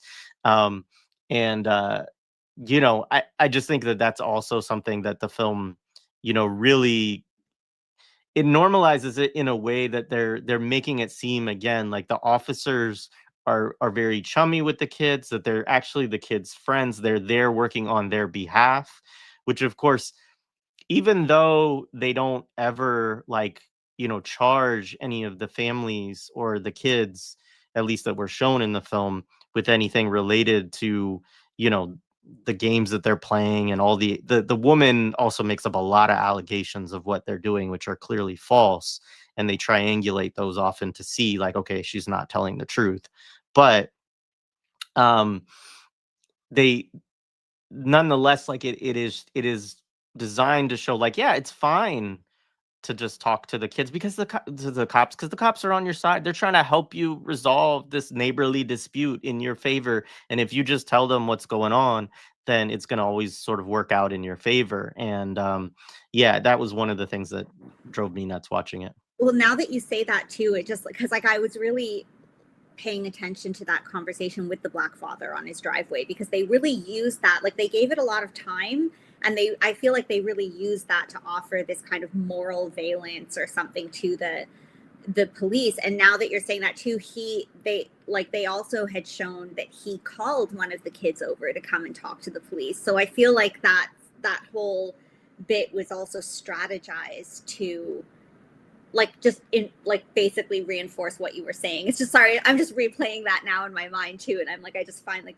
the whole editing and curating of this was just so nefarious. Like it was so strategically designed. And yeah, and I'm just seeing more of it as you're speaking. Yep, now absolutely. And I'll just add about, Jared, what you said, it reminds me of something that I had a note of, is we don't know if there were ever any ramifications for the families, for the kids, for the parents. We really, like, there's no way to know because they don't provide any of that information, right? Like, now we know that they're clearly making police reports. Like, they're not walking away and saying, y'all leave each other alone. Like, even with the assault thing, she's like, well, it's not an arrest, but I'll write it up as an assault, like, so the woman's name is going on a piece of paper that is being written up by the police officer that says her neighbor is charging her with assault. And they're writing this down and documenting it, right? When he goes to talk to her for the first time, this is the mother who, by the way, for all these interviews where they're like, we really wanted to tell the story of the community. We wanted to tell this woman's story. Da, da, da, da. Like, you get like 6 minutes of the woman who was killed, right? Like, you get no time. There's no understanding. Know these people. Yeah. Right. There's no understanding of who she is. We don't know that that she's divorced until the end, like halfway through when they call and they're like, well, we're going to call the ex-husband to come get the kids. Right. Like, we don't even know we don't know if she's living there alone. We don't know how she ended up there. There's like a throwaway comment that, like, she does all these things with her kids and she's like a manager at McDonald's, which I don't even want to get into that triggering of, like, fucking whoever, Tyrone or whoever the kid was that used to work for McDonald's when they started that whole Black people can succeed at McDonald's thing in the 80s. And so, like, there are all these things. And the whole time I'm like, they are just playing in your face with this horse shit, right? Yeah. Like, she goes into the police department to file a report about this sign that she claims the kids burned up. She don't have nothing to prove that the kids did that. But they took the report. So we don't know, did somebody get a bill or get a ticket or a summons? We have no information about any of that. And since someone threw the DARE program in the chat, they do have a fully functioning fucking DARE program still in Ocala Police Department, just so we all are clear. Thanks, Renee. Yeah. Yeah, I mean, that's a good point. Yeah, I mean, as I mentioned it, I said, you know, we're not, it's not a part of the movie. Like, the assumption that you're supposed to get from the movie is that the kids and the parents are never charged with anything. And there are, you know, moments, of course, where the officers tell them, like, yeah, we're not making a big deal out of this. We're not da da da da. But you're right. They also do very much show them telling, you know, Susan, okay, well, we can't charge them because it's a he said, she said thing, but we're documenting this, or we're making a police report or whatever, right? And that, you know, could absolutely, especially because it's a curated, you know, thing for a specific kind of story and emotional appeal and all of that, there absolutely could be. And I'm sure there are other charges that are happening, you know, within this neighborhood that are just not also related to, you know, what Susan's constant 911 calls are about. But I think that's why I just really feel that this film, like you know, again, I don't want to get in trouble by the director, like, or something, if she ever watches this, but like, I personally just feel like she, like, even, you know, because this is the problem in the part of the industry that I work in. There's so much ego, and a lot of these directors serve the requirements of these institutions because they're really only caring about themselves and how they want to make this film. And I just feel that there is, like, to me, this film was more about how this director wanted to be this person that told this story, and saw the whole situation even as like a story that she can play with. Because, like, I mean, I don't know, like, for me, it's like I had to, even at the end, or even when I was making my notes, I had to go and look up, like, how do you say Ajiake's name? Because I don't think we ever hear it once in this documentary. And, you know, we do see some things at the end, like justice for AJ, but all of these, I'm just going to call them characters because I really saw this as being crafted in the same way that we would craft a film. And I really think that the director was seeing them probably like in this way, or if she wasn't, these are certainly the signals that are being put out, at least the way I read it. But these, like, you know, even the way that, like, we don't know anything. We know, like, I guess that's the thing, the takeaway, like, even, you know, listening to our conversation so far, how this started, you know, it's like we all know Susan's name, but I don't remember everybody else's name. I don't remember which kid's name was what. Like, none of that. Everybody else is I'm like, oh yeah, I remember that neighbor, and we did see that kid pop up. I mean, even before the murder, it wasn't really always clear who Ajiake's kids were, or something, like which ones were her kids, which ones, like, but we knew who Susan was. And you know, like I was saying, even when her family came with her or whatever to collect her things, we got to spend a lot of time, like, just like seeing them do like normal things and take their time and stuff. And so it's really disturbing how dehumanized, like, Ajiake's family, like, or just the whole community was just sort of othered, like they're background characters, basically. They're not, you know, as significant. So to me, this was not in any way offer, if this was a genuine intent to offer justice and humanity to, you know, to this family, I mean, I really don't know who they were. To me, it's the same way that we see the media, because I just saw a lot of this in parallel to how the media has been covering Palestine and stuff. And this is like when they only show Gazans as like starving, desperate people shoving pots through fences. It's like, oh yeah, we feel so bad for them, but they're very othered. They're not human like us. And I feel like all the techniques that were used were that. And sorry, I feel like I'm going on a bit of a tangent a little bit about it, but it's like just that, even that idea that, like, we didn't really know who they were. And bringing this back to like a narrative structure that I just want to bring up before we go further into the scenes, even how they set all this up. And I brought this up in my conversations on I Mix What I Like, this like Luke, like, you know, like we'll refer to it, at least in my part of the business, this sort of Luke Skywalker character building kind of thing, where a character, like when you're building a narrative, the character will start out, like Luke started out as a brat so that he could become a wise Jedi later, like that we see this evolution. And they used the same tools in this. Like Susan was set up at the beginning as actually being like, you feel like she's actually reasonable when you first meet her. Like she's really portrayed as being like very reasonable and calm. And when we first meet Ajiake, she actually seems like she's a bit more abrasive and more aggressive. And then like, so just even as like, and that's why I'm saying this director isn't looking at these people even as people. She's looking at it in the way that you would craft a story. Like she's these people, all these characters to her are characters, they're devices. And so she used those tools where she's setting them up a certain way so that then she can reveal like, oh, look, the villain took this trajectory, and, you know, the victim took this trajectory. And they really are being used as devices. Like real people are being used in the way that we use character devices here. So, sorry, I feel like I forget the point. No, and I want you to work on stop saying sorry, because I feel like it's all here. Like there's so much wrong in it, and it's people's lives, and it just makes me so frustrated that I feel like when I start talking, I forget why I started talking about it. But, and I just want to say, like, it's, you know, it's funny that you said that she came off as abrasive. I thought she was really calm, right? But this is because I always, in every situation, approach it knowing that as the Black woman, that's what no matter what she says in that scenario, right?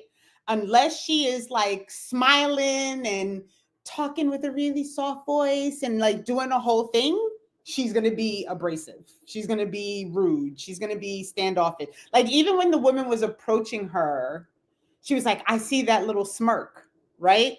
Like, but that's what I mean. They put in that, right? Like they put in exactly. Like they design it to make you think that she's doing something unreal, and she's literally standing there.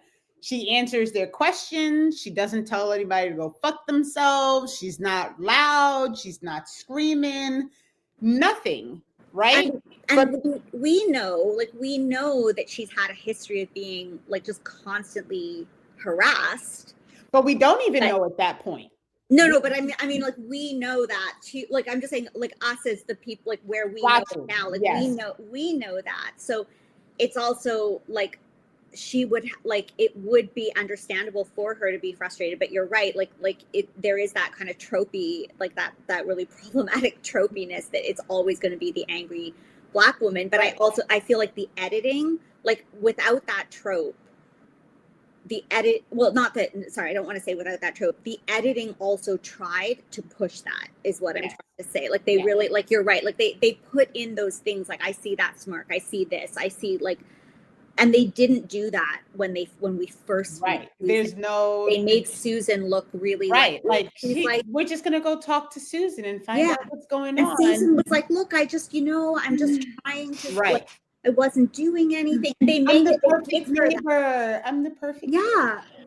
And they give her, the director gives her that grace when we first meet her. But I also know that like as a narrative tool, the director's doing that to make her seem really great so that she can bring the story in an opposite way.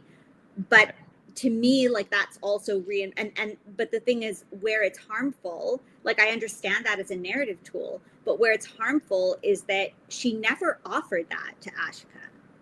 Like she never offered like a redemption of her. She just kind of left her being objectified, that distant, that we never get to know her. Like I said, like I didn't even really know her name. So there was never like. And honestly, as I'm like thinking back, I don't think you're ever told that Black woman is like, I made the connection because to me, it's just obvious. But even when they ask her for her ID, when Susan is asked for her name, she spells her name, and you hear her spelling her name as part of the conversation that's filmed and presented.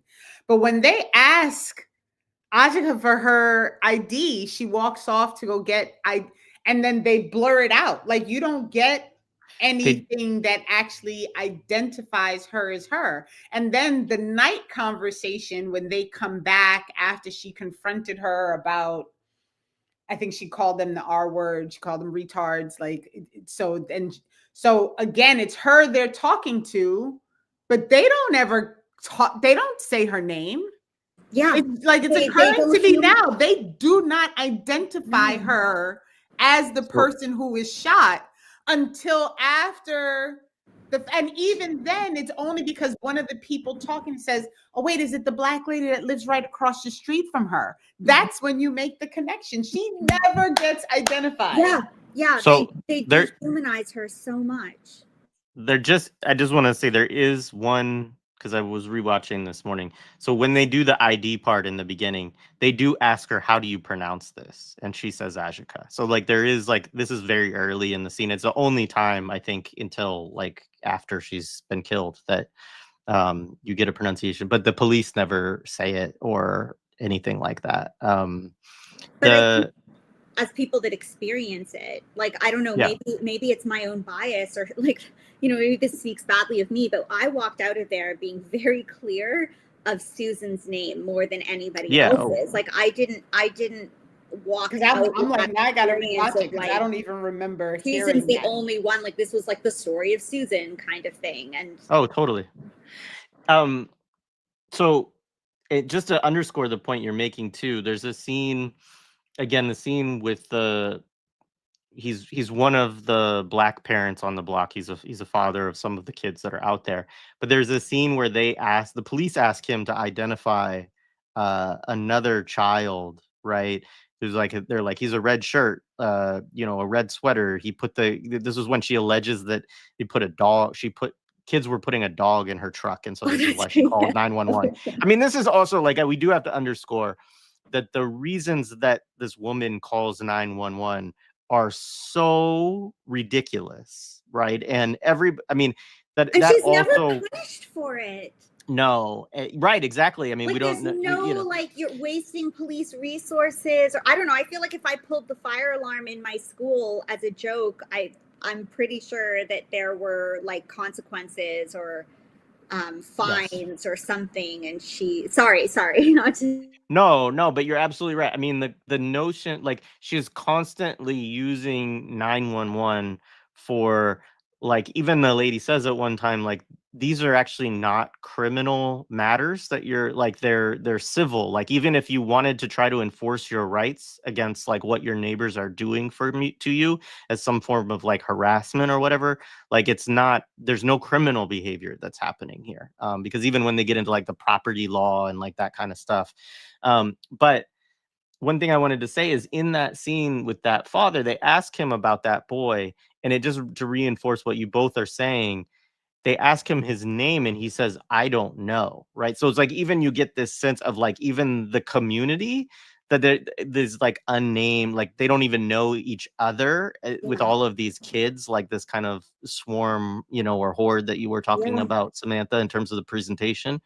And then he does know the sister, right? So then he calls her name. I can't remember her name. And she says, like, "What's your brother's name?" And then she says, "Which one?" And, there's all of this. And then it's like, then it's Izzy, right? And Izzy, of course, is Ajiake's son in the film. But again, like, all of that just is exactly what you are both talking about in terms of it. You're totally right in terms of, there's just not even really even the police officers don't really care to get to know these people clearly, right? They're just having these conversations for kind of investigatory purposes because they've been called out. But even though they're presenting this chummy facade, they don't even care to like learn the names or call people by names or anything like that. Yeah, and I felt like that really paralleled what they were doing in Andor, because like in Andor, they were normalizing these like hordes of people, particularly because it is about indigenous genocide and like foreign policy things and stuff like that. They were just constantly normalizing these horde groups. So even when you get to the Gorman genocide in Andor, they like, because they were building like you know, just these kind of just other, like they're just other groups of people. We see that with the indigenous children. We see that then with the indigenous community that gets to that does that pilgrimage when they were going to do the heist. And then we see that like as they build towards the genocide, and then the genocide happens and all of those people are just kind of like this horde group that's singing together their national anthem or whatever, and as long as the main characters got away, everyone's fine. And I feel like they're using those techniques also, you know, so that at the end of the day it helps normalize this, like, that's a sad story that happens to those people, but those are other people. Like it's and it's, I don't know, I see it, like, to me it just seems like the same strategies. And I just like, and they're you know, like what Renee was saying before, like there are months in between the selected, you know, which body camera instances that they chose to use. So it's like, why did they choose them? Because most of the time when the cops were coming back, these were like all the same kind of complaints. It was always her just being ridiculous, like they're playing on my yard. So there must have been 70 cases at least that of her calling in a complaint because the kids were playing on her yard that they didn't use. So why did they use these ones? Because Susan's behavior probably wouldn't have changed. So it was a question of like, what are we getting from the community that helps curate the I don't know if I'm making sense, but to help curate the narrative that we want, because Susan would have been consistent probably through all of them. Like she seemed to show the same, you know, Karen, Susan, like consistency from like all, like, you know, she was constantly lying. She was constantly like, she didn't evolve that much in how her sociopathy functioned or whatever. But it would have been like, they chose those shots because of what they could, how they could curate the narrative by using the other people's, you know, wording or, you know, ways of, yeah. So I just feel like, yeah, it just felt very heavily edited in that way. It was just very, yeah, I just really think there's just so much problematic messaging. And I think that it's doing, I think we are going to, like, I think, you know, you had, you know, said this, I think in your post or whatever, but I do think we can expect more of this kind of messaging coming up, like this style of messaging, which to me, this is just like another piece, like Andor, like Superman, they're actually all reinforcing the same kind of messaging, getting this kind of sense of American exceptionalism, or like, even for you, like you are exceptional to that community, like that there's a sense of othering, a very strong sense of othering that's happening. Yeah. In the message. No, oh, sorry. Yeah, let me, so something came up in the chat, which is what I was responding to, which actually, I can't see the chat, so.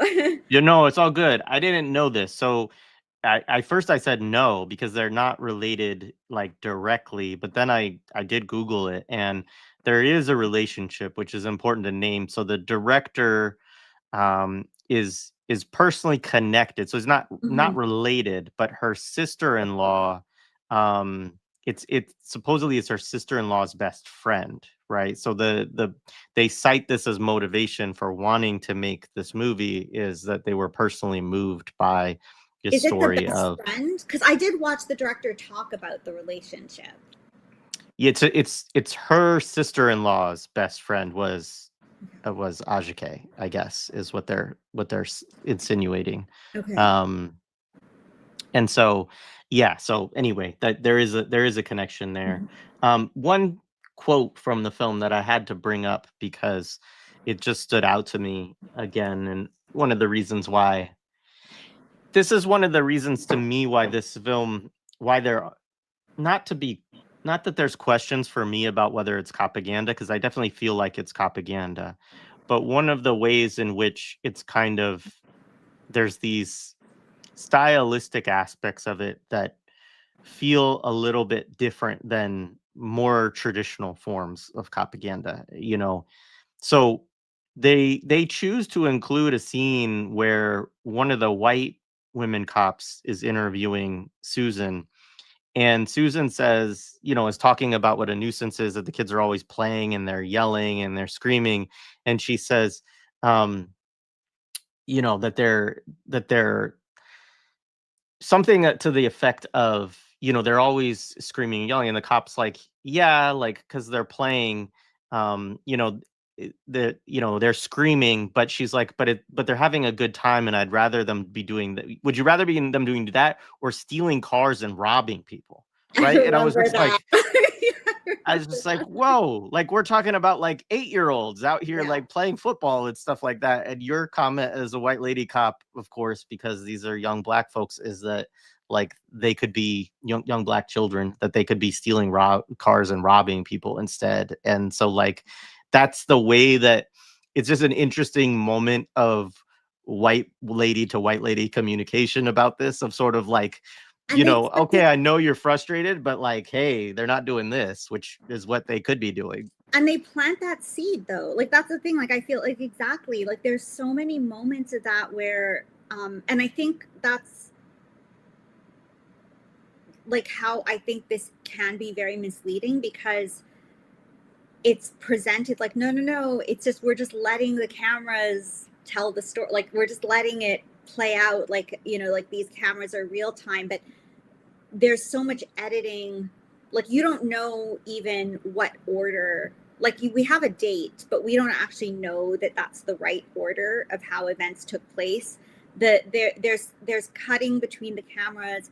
Even in the interviews with the director, she even says like we had to match the audio to the camera footage, like we had to try to find those things. And there's a lot of instances where they do voiceover that's not from those specific cameras, like the voiceover goes from the car to, you know, the camera things. So there's a lot of like curating and editing that's happening that is sort of glossed over, and I think being assumed as or presented in a way that they trust that the audience will assume that that is just how the footage goes. But like when you're on the editing side, and I'm sure anyone that's edited even a video that you put up on like social or something, like you really can like go in and like really go through and review and, you know, pick out what you're going to show. And on these kind of productions, especially with studios like Netflix, like things that come up, even like the smallest things are constantly being questioned of like, could this be taken wrong, or could this be like, so to leave something like that in, to me, feels very purposeful, like because that kind of stuff, if there is a chance that it could portray a community or a person in a way that they don't want to infer, like they have like, you know, we go through it with that comb, like we go through it with putting different lenses on so that we don't miss those things out. And so I just feel like when like, yeah, like all of those conversations, they put that like, and that's why I feel like this whole thing was under the guise of being a defense for this community. They were using it to perpetuate harmful tropes and rumors and racism, and like all those things were being actually supported. Because I do think that's, yeah, like I feel like to me that's planting, like people wouldn't have thought that about this community unless you're like, oh yeah, maybe this is a, you know, Black kids, like they would be stealing cars, like, you know, just these ridiculous things. They planted that seed. Yeah, for sure. And I'll just, you need to take a break, Jared, to go. Yeah. Can I say one thing real quick before I'm gonna hop Yeah. off for a sec? But I just want to say that also, and then y'all can talk about this for a second while I hop off for a second. But and whatever you wanted to add too. But there again, back to this like private property thing for a second. Like this is really important to the movie in terms of in the beginning, the presumption of the police basically is that this woman does have authority over this land that the kids are playing on, right? And so they're really on her side early on. And just to give an example, like the black lady cop at the first encounter says to Ajiake, like, quote, "I do understand how you feel. This is why I got a house. Prayerfully, this is it." Right? Meaning like Right. you're Right. dealing with this annoying ass white lady, but like it's because you're renting on a small plot of land and your kids don't have a place to play in a backyard that you have legal jurisdiction over, and she does. And then they realize later on as they investigate that she actually doesn't, which is really like is so important to this movie, right? Because I think also as we get to it later on, I don't know how this goes if this woman is the property owner in even in a legal kind of sense. Like I feel like a lot of the way that this tracks over time is also because all of these people are renters. So they treat all of them like none of you really have any kind of claims or jurisdiction to this space, right? And like you don't have rights to it, Susan. They don't have rights to it. That guy over there says it's okay, so we're fine with it, kind of thing. But that is what their go-to is, which of course is like, I mean, I understand like this is the legal apparatus of the United States and of the West more broadly, is that private property relations are like the most important thing. But that's what the cops are like trying to adjudicate essentially in this. And once they realize that it doesn't really factor into what's going on, then it's kind of like a free for all, right? In a certain way where they're just like, okay, we'll go out when we're called, but we're not going to do anything because none of these people own land. Which is interesting that you say that though, because I feel like all of these issues, including how they position the police, they're never addressing. Like this documentary purposely evades addressing systemic problems, and Absolutely. like Absolutely. it just, and as soon as if it gets into that realm of like, oh, to address this would mean addressing like spotlighting a systemic issue, then Right. they just kind of turn the corner kind of Right, thing, or like, let's move on. Yeah. Right. And I just, I was, and I'm sorry, I had to take a phone call. Okay, since everyone else on break, I'll take a break when Jared gets back to get some coffee. I was, but I was listening, and I had a note about them saying the thing about like they could be out robbing, like stealing cars and stuff too, and like really wanting people to understand these are children. Like later on, yes, they're older kids that they're talking to when this is happening.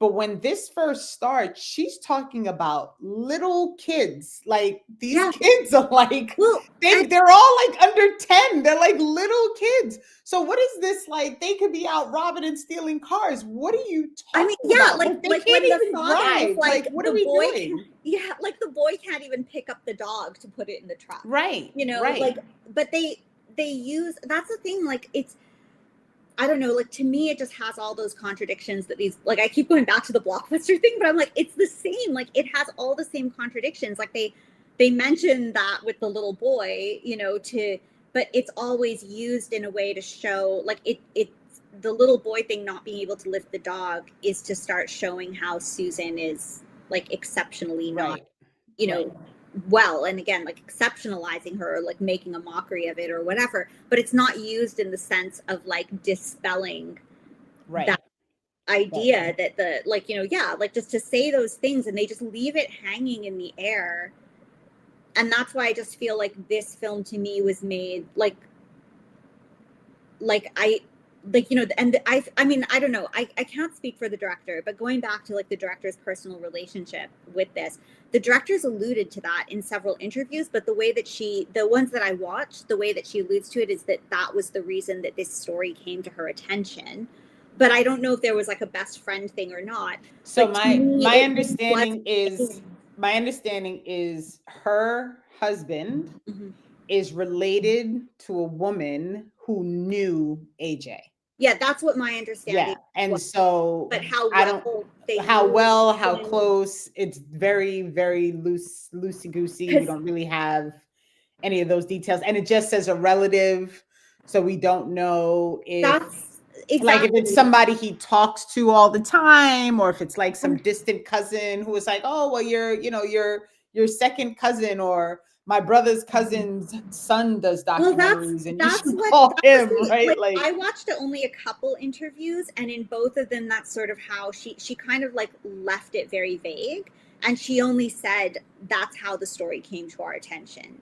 Right. So to me, this is somebody that lives, like, again, like I just see it as a very elitist thing. Like I could be wrong, but I just feel like this was a very objectified story by someone that's like, I wouldn't have known about it, but it came to my attention because of this, like. Yeah. And let's do a documentary, and we'll just use like this limited footage based on these police cams, and Yeah, we won't talk about anything else about the neighborhood. We won't give any information about where they actually situated in Ocala. Is this a real suburb? Is it like a little thing that was built off behind a mall? Like we have there's no information. Yeah, and none. It just assumes, like, that's, I felt like, again, like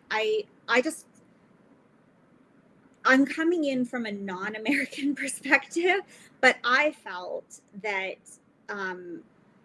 to me it just really reminded me of how, like, this way that the news media just talks about people in the world. Like they're just like, those people there just have those kind of problems. And it just felt like it's one of those communities, these generic problematic, communities where it's like, yeah, they can't, like, it's a poor community, so of course there must be crime. Like, like just very, right. Like it felt to me, it was very much speaking to an elitist audience, speaking to the kind of people that they want voting for them at the Oscars, like seeing like, oh, this is a very like real film, like a, I don't know. So it just, everyone just felt, like I said, like I felt like the way it was curated, edited, the way that the characters were set up, like I can't help but call them characters, not people, because they just used all the narrative tools. Like it was so objectified as like in the way that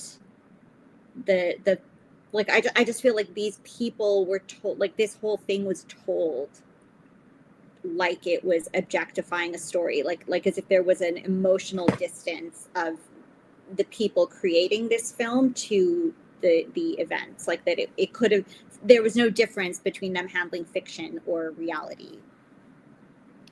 Yeah, it's really interesting actually when you dig into the connection, because I mean, this is the problem. I would say this is the problem with Google nowadays, is that it tells you stuff that is not necessarily true, right? Like we're in the AI slop, generation of Google, and it is a totally unreliable thing. And so it told me it was his sister-in-law's or her sister-in-law's best friend. But then as you Google in more, there's a lot of ways and a lot of articles that it's talked about much more vaguely than that, as you all said, which is that Takema, apologies if I'm mispronouncing her name, but so she's a founder of an organization called Momentum for Progress, which I now want to dig into. It's a nonprofit organization developing progressive strategies to increase self-efficacy, equity, and justice for communities of color. She has over 15 years of experience in philanthropy, nonprofit development, community organization, education, and the arts. And she's a recipient of an Echoing Green Fellowship for Social Entrepreneurs and the Association of Black Foundation Executives Connecting Leaders Fellowship. So she is the one who is related to Nikon Quantu, who's the producer, who is the husband of the director.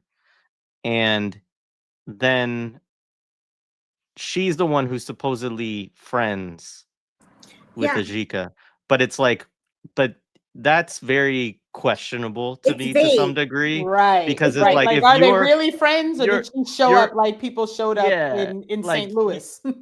you're this big nonprofit person getting a lot of foundation money and all of this, and you're saying that you were really close friends with the manager of McDonald's who gets shot in this movie. Like, maybe, like, I think that's the thing. It could just be like, well, we know them because of the work that we like did in this one thing, or that they met. Like, because if you listen to what's the director, I'm running a blank on her name. If you listen, like when I was listening to her interviews where she describes the relationship, to me, it just didn't feel like she knew this person well, like at all. Like she was trying to make it seem like I feel like she was trying to be like not legally accountable for anything that wasn't true, but say it in a way that helps sell the film, because lots of these interviews and these behind the scenes articles are more propaganda than they are like, about an authentic telling of how the films are made.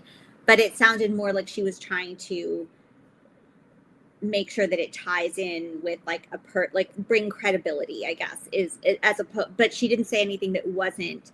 But I think she's being careful to say anything that wasn't true, but make it seem like it was credible. And that's why it just felt very vague to me, because there wasn't a clear, like, it was very much like, well, this person, and my producer, and this person knew it. And then and then that's why, I mean, and that's the thing, like, it doesn't make it less relevant in the sense that she, this is the kind of filmmaking that she does. She's looking for her next film, because she is part of that industry now. Like, she is known as that filmmaker. So that this would be a great like concept to do the film on, and that she came across it through these personal connections. But I think that gets a little bit played up as part of the selling. But I like, whether she had the personal connections or not, she still could have told this story. Like, it doesn't delegitimize in a sense that she chose to tell this story. So, but I feel that personal connection isn't as personal, I guess, as no, at least it's at least mediated through the nonprofit industrial complex. Like, even if it's because it's so much more than that. It's so much more than that. It's so much more than that. Wait, but Mike, yes, you go, but I have to wait. I'm listening. You can hear it? Okay, because there's a nugget here. There's a nugget because, folks who are familiar with Saturday, how I get with my rabbit holes. And so the nugget here is that a lot of this is in part to try and fund a nonprofit. So the documentary, the article that I dropped in our chat is an article that's presented by Netflix that talks about why is this thing being done, and what's the takeaway, which is a really good question. Like, what are you supposed to walk away from this documentary understanding? I have no idea. Like, I honestly don't know, like, what the point, like, what is the point outside of watching these interactions between cops and the people in this community? Well, yeah, I mean, the point is to, I mean, make money for one thing, but for Netflix, right? But also, like, I mean, this is, yeah, so I actually ran into this article as well, because this article is one of the, top searches you're going to get on Google anytime you search for anything related to this movie. It is put out by a platform that when you see it, it has the Netflix logo actually like affixed to it on a search result. Right. It's called Tudum. I don't even know how you pronounce that fake word. Yeah. But by Netflix, right? So it's like their own in-house, film journalism, supposedly, right. Like review, whatever. Like, we're reviewing the movie that we just put out, right. to tell you what we think about it. It's our own, and then it has this hot, this like little click thing at the bottom that you all see of like, hey, you want to go to the deep dive to look at The Perfect Neighbor uses revolutionary camera work to expose a chilling crime, which is also like, it's not camera work, It's fucking body cams, right? Like you And weren't out there like and taking those shots. they don't expose the crime, because the one thing you don't get is what happened. Like you don't even get a clear understanding of what happened when AJ got shot. Like you don't get that information. It's all through the door cam, which we didn't even get into. The whole like part of this is also these doorbell cameras that people put on their houses thinking like, you know, it's going to make their life convenient, and all it's doing is adding to the surveillance that the police use in a neighborhood. But you know, like there's also that part of it, right? And so there is obviously, and then there's also clips of Susan who is spying on the children. I'm like, is anyone gonna comment on how creepy it is that this old white lady is like filming the children on her phone, like sneaking, trying to like side and film? Like, what in the hell is just happening? But in that article, they lay out the connection between the young lady and the husband, their relatives, quote unquote. But they also lay out this foundation that they've started, and they're very clear that one of the things, like one of their calls to action, is that you go support this foundation. And so I went to figure out what this foundation is. And so it's a foundation in name. It's not really a nonprofit. It's basically a fund that has the name, that is being supported by another really big nonprofit.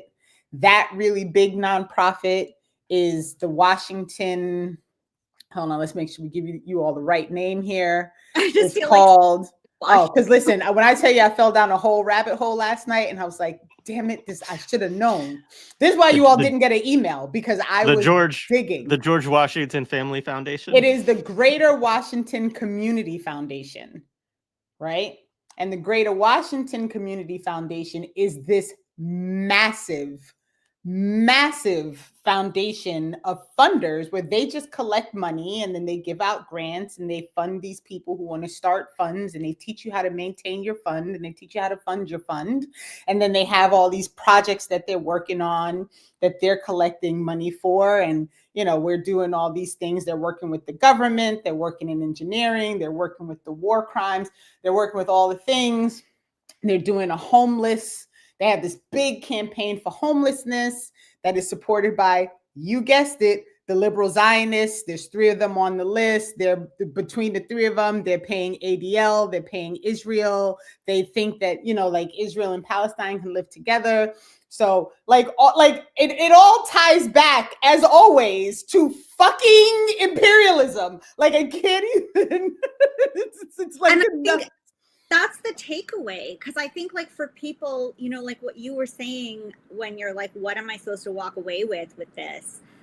It's not for people like not for you, Renee. It's not for you. It's for the people that they are going to get the money from to do, like, you know, it's for the people that are the settler colony people that want to support, like, you know, that this is where they'll put their money instead of like advocating for change or restructuring things. They're just gonna, any of the like they're gonna be like, this was a horrible thing, and they'll feel like they're good people for supporting, you know, that. I don't know, like to me this is to me watching this was like watching liberal Zionists make a movie to make themselves feel better about like poor Palestinian situations or something, you know, and they're all watching it in Tel Aviv and being like, oh, that's so sad, I'm gonna feel better and I'll send some money. Like that's literally it. Literally 100%. And like 100%. what you were saying about the Netflix thing, I mean, this is kind of like when Trump and Elon Musk are like, Teslas are like the best cars ever, and everyone's like, yeah, well, Trump and Elon Musk said it, so it must be true. It's like these kind of but that is what these film reviews are. But and I had one more comment to what you guys were saying, and then I'll be quiet. The pitching it as revolutionary filmmaking.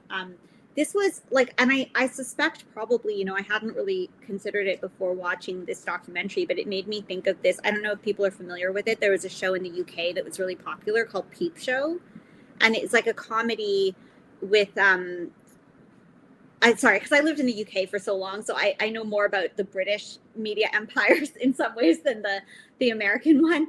But they had a show called Peep Show that I think started in the early aughts, and it was a comedy, and it was with I forget her name now, but she's gotten prominence now in the US. Olivia, this actress that she played Queen Anne or something in this like she got some cover. She started getting noticed here in the U.S., but in the UK, she's been really Olivia Colman, I think. But anyway, there's this show that it's a comedy show called Peep Show, and the whole point of the show was that there wasn't actually any third-party cameras. The whole show was like they had cameras on the actors' heads, and it was all about using that type of like normalizing basically surveillance cameras through, you know, a comedy, but it was the same thing as using body cam footage, but it was done like in a fiction thing, and it was considered very innovative for, you know, using that kind of cinematography or like, you know, whatever you want to call it. So even to sort of claim that this is like a new thing, these techniques have actually been like, even, I mean, not that anybody here needs convincing that this is innovative or anything, but like even these ideas have been, you know, put into play, and maybe not as much in the US, or at least I haven't watched a lot of American Copaganda shows, but at least in the UK, it's been like mainstreamed in a certain way, like since the early, like I think it was 2002 or 3. I'm not sure when it started. It's an older show, but it ran for like a decade. It was very popular in the UK, and it was all basically like this, like that was the whole show. Yeah, I mean, I think that you're totally right. I mean, and again, like the show Cops in the US did totally normalize us watching dash cams primarily as like a way of looking at what cops were doing. And, you know, it was always like what you can see on it and what you can't see, and then hear, and like but it's not, I mean, what's different about this, right? And I'm not saying it's the first time it's happened. It's just an interesting thing to pay attention to and to think about, like how many examples. And I do think, you know, the one you point to like is another example of this kind of filmmaking. But as I watched it, like part of it was like to build a documentary around this and then have a social justice sort of call or bit attached. I mean, people are in the chat saying there's not much of a call to action. There's a little bit of one. There's one around like, you know, stand your ground laws sort of, but there's also I mean, again, like it is sort of just like, hey, like this vehicle, this movie, right? The director's involved, the producers are involved. There's a nonprofit that's been set up by the mother of um, uh, Ajiake, and that you mentioned to Renee, and that obviously is monetized and set up in all these ways, which is not surprising at all, right? Like the way that the nonprofit industrial complex looks for things. And Dylan Rodriguez has talked about this too, like to quickly monetize, right? And to like set up, right? And so I think that's also like we should be really wary of anything that this foundation or whatever like starts to promote or put out or gets associated with, right? Because a lot of times these things are set up directly.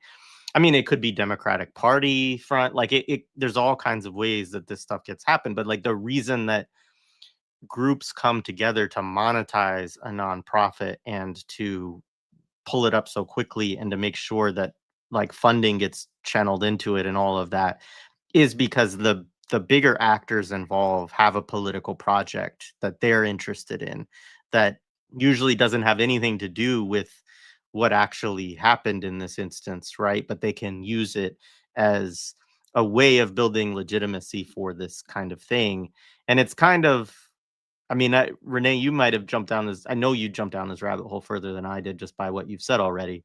But it sort of loosely seems to be about about racist violence, right? Or like, which of course like is the thing about this. And maybe we move next into, is there anything else people want to say before? I think we should talk about the scene where she's killed, right? And like all of the way that that's done in the film. Well, just real quick, Yeah. just with what you just said, I just want, and this is why Dhoruba always says, like, the families who are left behind after these things happen should not be taking the lead on the responses to these things, right? And so even the mom, like the quotes that I read in all the different articles, because I didn't watch any of the interviews with the director, but I read a lot of articles that were written about the documentary.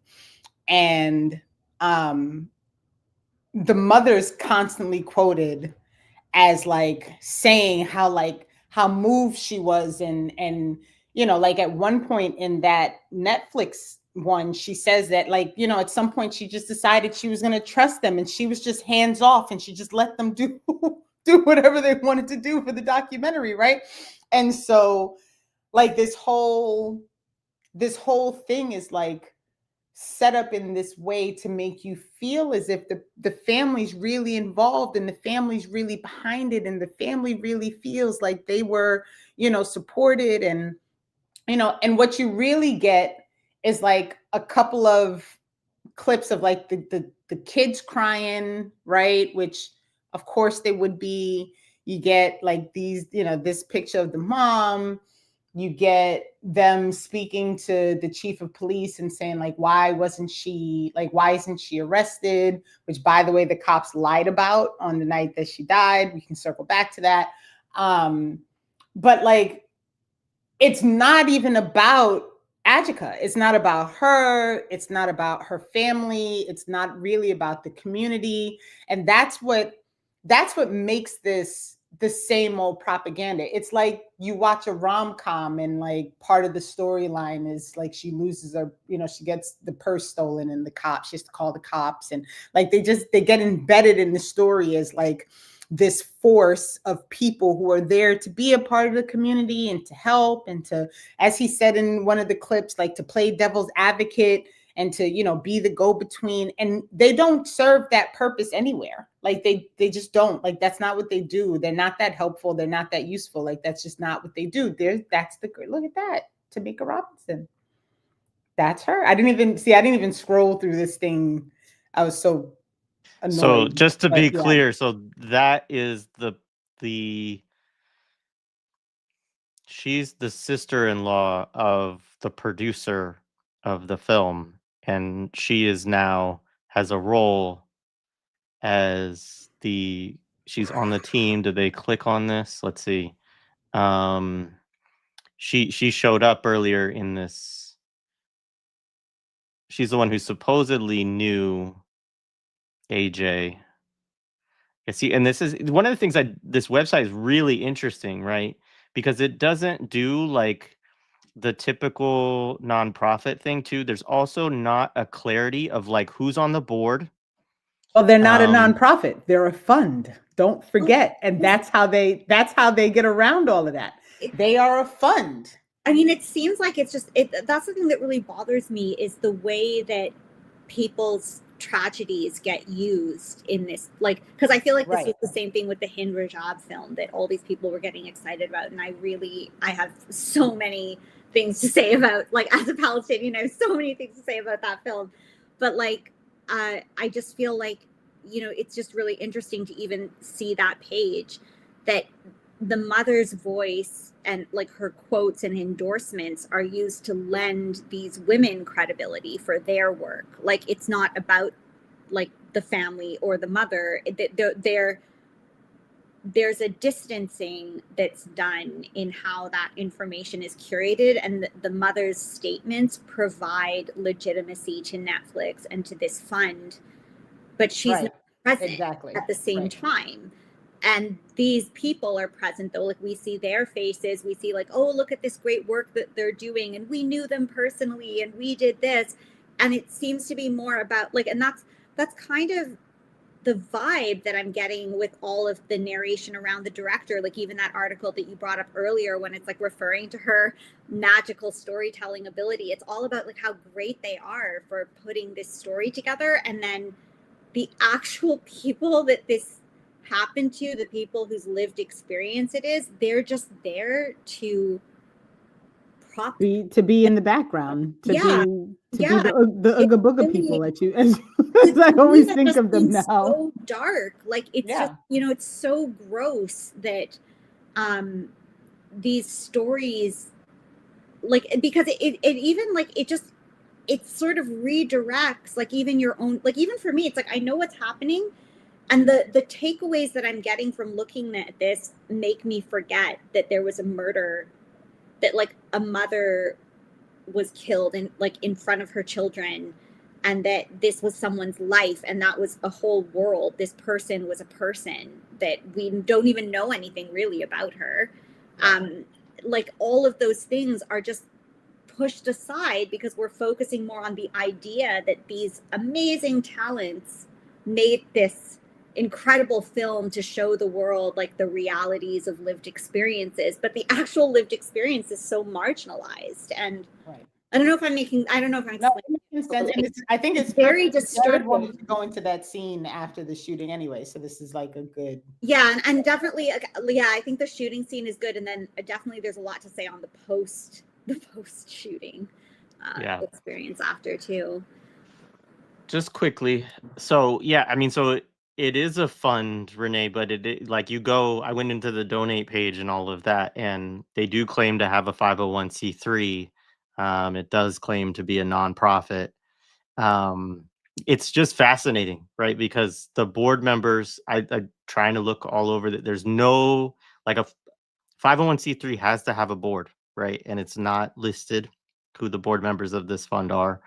The only two kind of public faces are Pamela Diaz, who actually I think also has a relationship here, and Robinson there. And I found some LinkedIn pages of some people who are among their employees, which is an interesting thing of itself. But I don't want to go.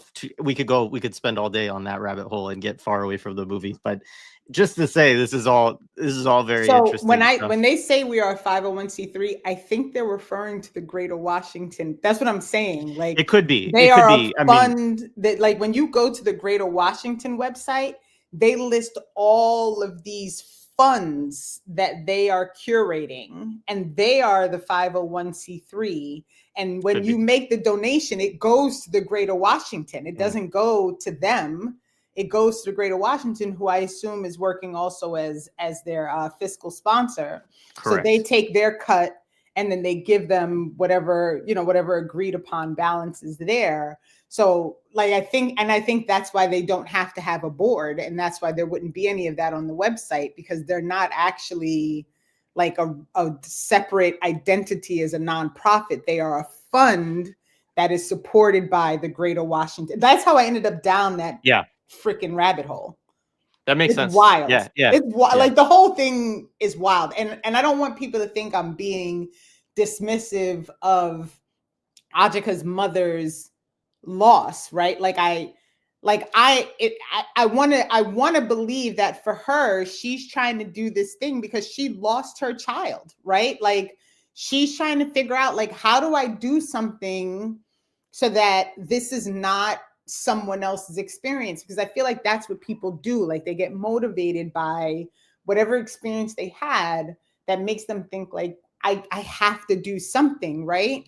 And then you get pulled into all these different things by shitty people who don't really care about your child. They don't really care about your community. They don't really care about racist police violence. They don't really care about the systemic issue. They don't care about any of that stuff. They care about figuring out, how did we make money off of this thing, right? Like that's what they care about. And it's ugh.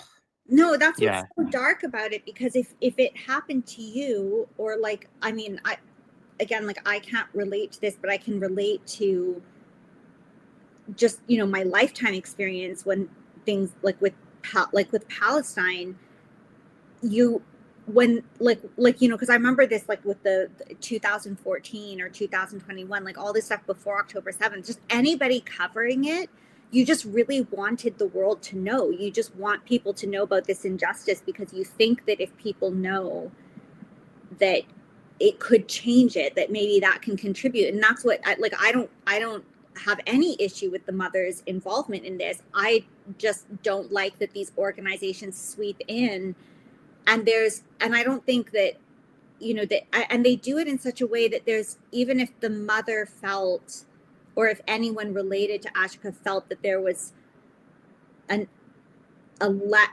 a not perfect representation or something, it's still better than the ignoring that they would have gotten, or it's positioned in a way where they can't really criticize it because everything is sort of done like you know, like the mother can't go and strategically say, why aren't you using my voice or my face somewhere, like why are you, like, you know, or like it's not done in a way that it's easy to point a finger at the way that they're using it. So it's like, I think for any people that are involved, it's just it's just the system is set up so badly. Like, what are you supposed to do? And it just avoids addressing that the system is the problem. Yeah, I mean, I think to all of that is right, and I should have caught that, but yeah, Pamela Diaz is the mother. She's the other person that's in the two folks.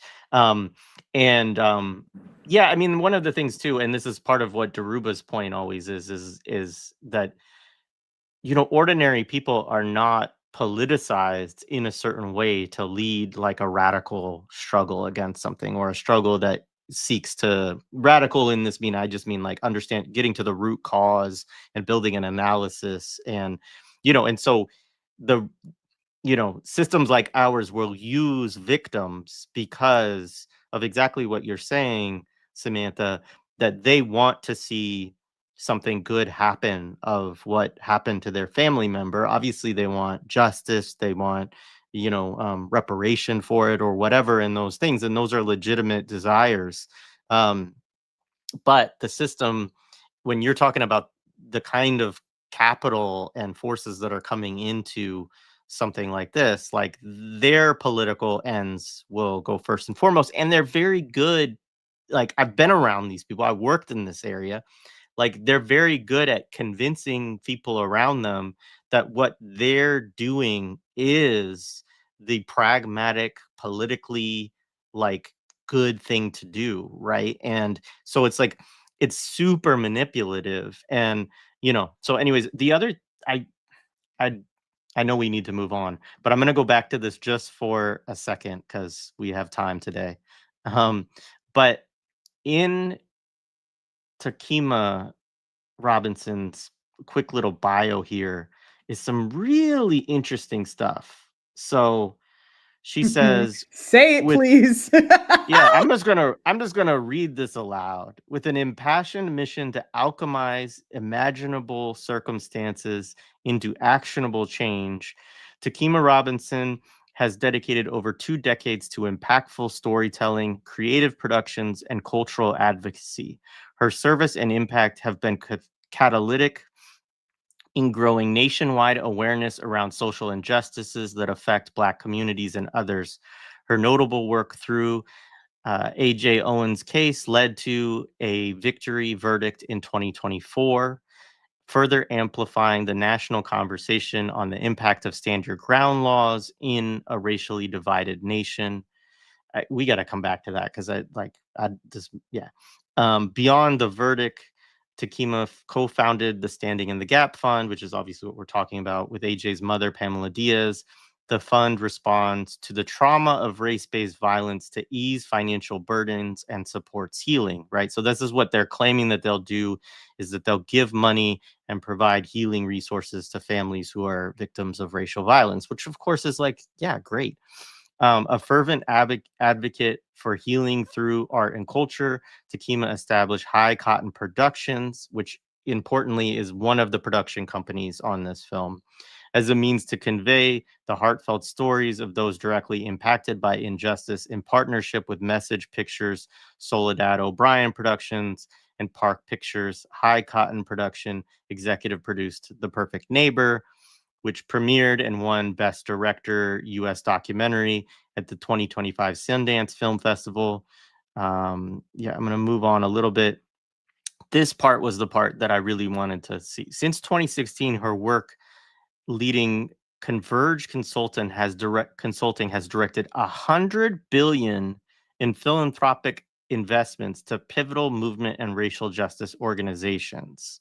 A respected curator and educator, Robinson has enriched cultural dialogues through her work with iconic institutions and initiatives that underscore Black culture and justice. Robinson's voice and vision continue to inspire transformative approaches to justice, healing, and culture. So mainly I wanted to read that because $100 billion directed is a lot, obviously.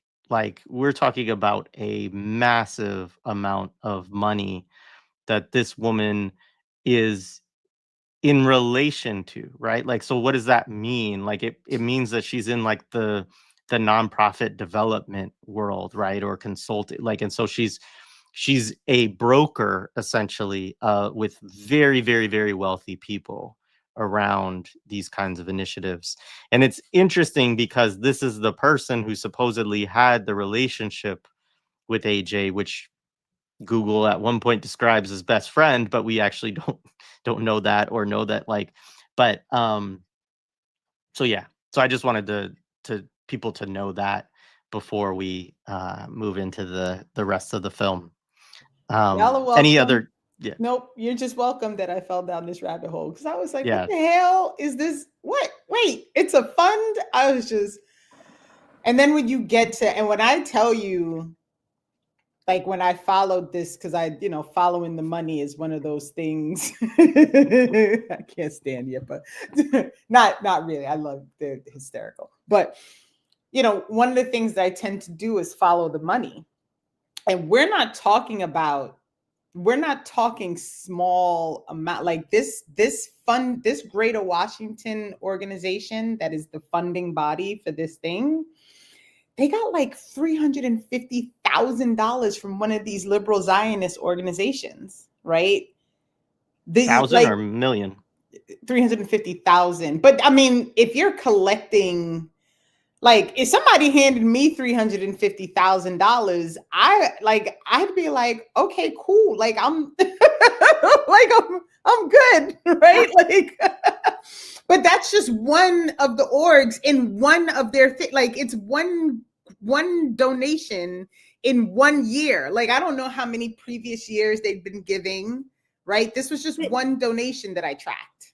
I also I mean, again, like, this is an area, like, I guess I have a question about this too, because I think if I remember right, people in the documentary and everything, like, people were saying like Ajiake is a big part of the community, or there's like community, or like, I guess what I don't understand is why are there not, like, there must, maybe there aren't. I guess it's just that, you have these big billionaire NGO organizations that are being spotlighted in this, but there must be some community organizations on the ground in the area too that we this is the weird part is, so this Greater Washington organization is out of DC, and supposedly what they really work on is funding and granting opportunities and organizations in DC. This partnership to end homelessness is just one of their major partners. And I didn't even get into like the big names, Bank of America, Capital One. Like, what are we doing right now? Kaiser Permanente? Like, you're getting funded by the medical industrial complex to stop homelessness? Like the Marriott Corporation? What is happening right now? Right? This is who is behind one of their major funding projects that they're working on, right? And so because I'm me, I went through every one of those partners to see like who are these people, right? Like who is this group that's giving money to these people?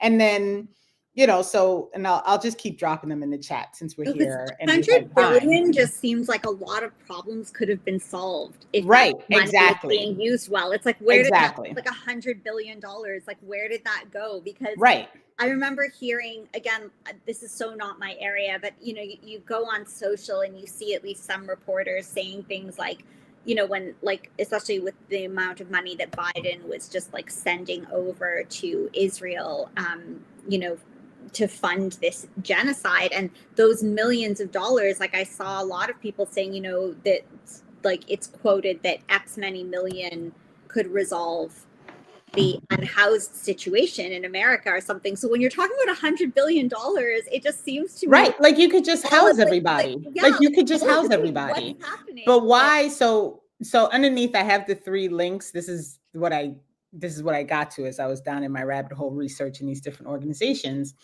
And so one of them is the what's that? The Diane and Norman Bernstein Foundation. And one of their major things is the New Israel Fund. Like this is their one of their featured projects that the organization is working on, right?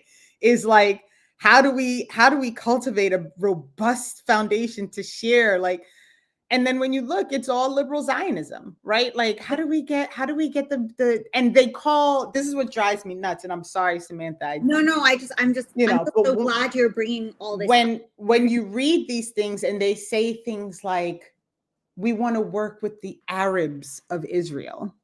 And it's an intentional naming to pretend like Palestinians are not people. Yeah. It's right. Like we're skirting over that they're Palestinians. Right. Yeah. So that's how you know these people are not about, like, so this is their big project, this Naomi and like a shared society in Israel. And again, like all about these quote unquote Arabs in Israel. Yeah. Like no, it is. And I think I love that. Like, I just think like we really need, like, people, like we need to start drawing attention to pattern recognition. You know, that like, and that's why I'm probably going to allude to it a few more times in these conversations, but the same things that I talked about in I Mix What I Like on Andor or Superman or Black Panther, like these are parallel things, and that's this documentary and these organizations. It just reminds me of the Hind Rajab film that was made by a Tunisian director. Again, not to discredit this director, but there were no Palestinian voices involved in telling this story, that they want to culturally shape the memory of these events and curate it towards rescue operations and NGOs and all these things. And we're seeing like these, they're not very original, like all these imperial things. Like if you start seeing the patterns, it's like they're using the same strategies. And yeah, anyway, so I'm glad that you brought all that up. And it's good. Yeah. And just very quickly, like the last one, I had to dig a little bit to figure out that they were giving money to the ADL. Right? Like, because it's not super clear, like, you know, what is going on here, but you know, they gave to it was because I noticed that they were one of the major funders for the new Jewish museum that opened in DC. And so I was like, that couldn't be all, if you not in the humanities, in the community services and in the education, if you toggle down and you hit the button for yep. And then there it is. ADL is anti-debt. There you go. $70,000. And then they give to them again as in an education grant. And it's another $20,000 or $30,000. Right? So $105,000. And this is one grant cycle that they've given that. One grant cycle. Yeah. Right? One thing I also want to just say is, you know, as we know, Israel also is like one of the developers of surveillance technology. You know, there's the whole 8200 unit and all of that stuff. And I was trying to Google a little bit about this. It would take a deeper dive, but they are starting to like, there is the development of body cameras by Israeli technology as well. And so I would not be surprised if, a year from now or whatever, when we get some kind of initiative that's being backed by this foundation, if like suddenly it's to like boycott body cameras or, um, you know, storage or surveillance or facial recognition, right? Which is that, because that's one of the things also that Israeli body camera technology is wanting to make sure is incorporated into body cams as facial recognition technology, because some of the US ones,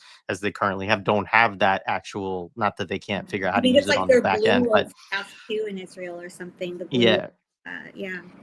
Yeah, so I mean, obviously, as one of the probably the leading country in developing different techniques of like surveillance tech, through checkpoints and through like all their walls and all of this stuff, and CCTV and everything else that's actually dated, but surveillance cameras and all that.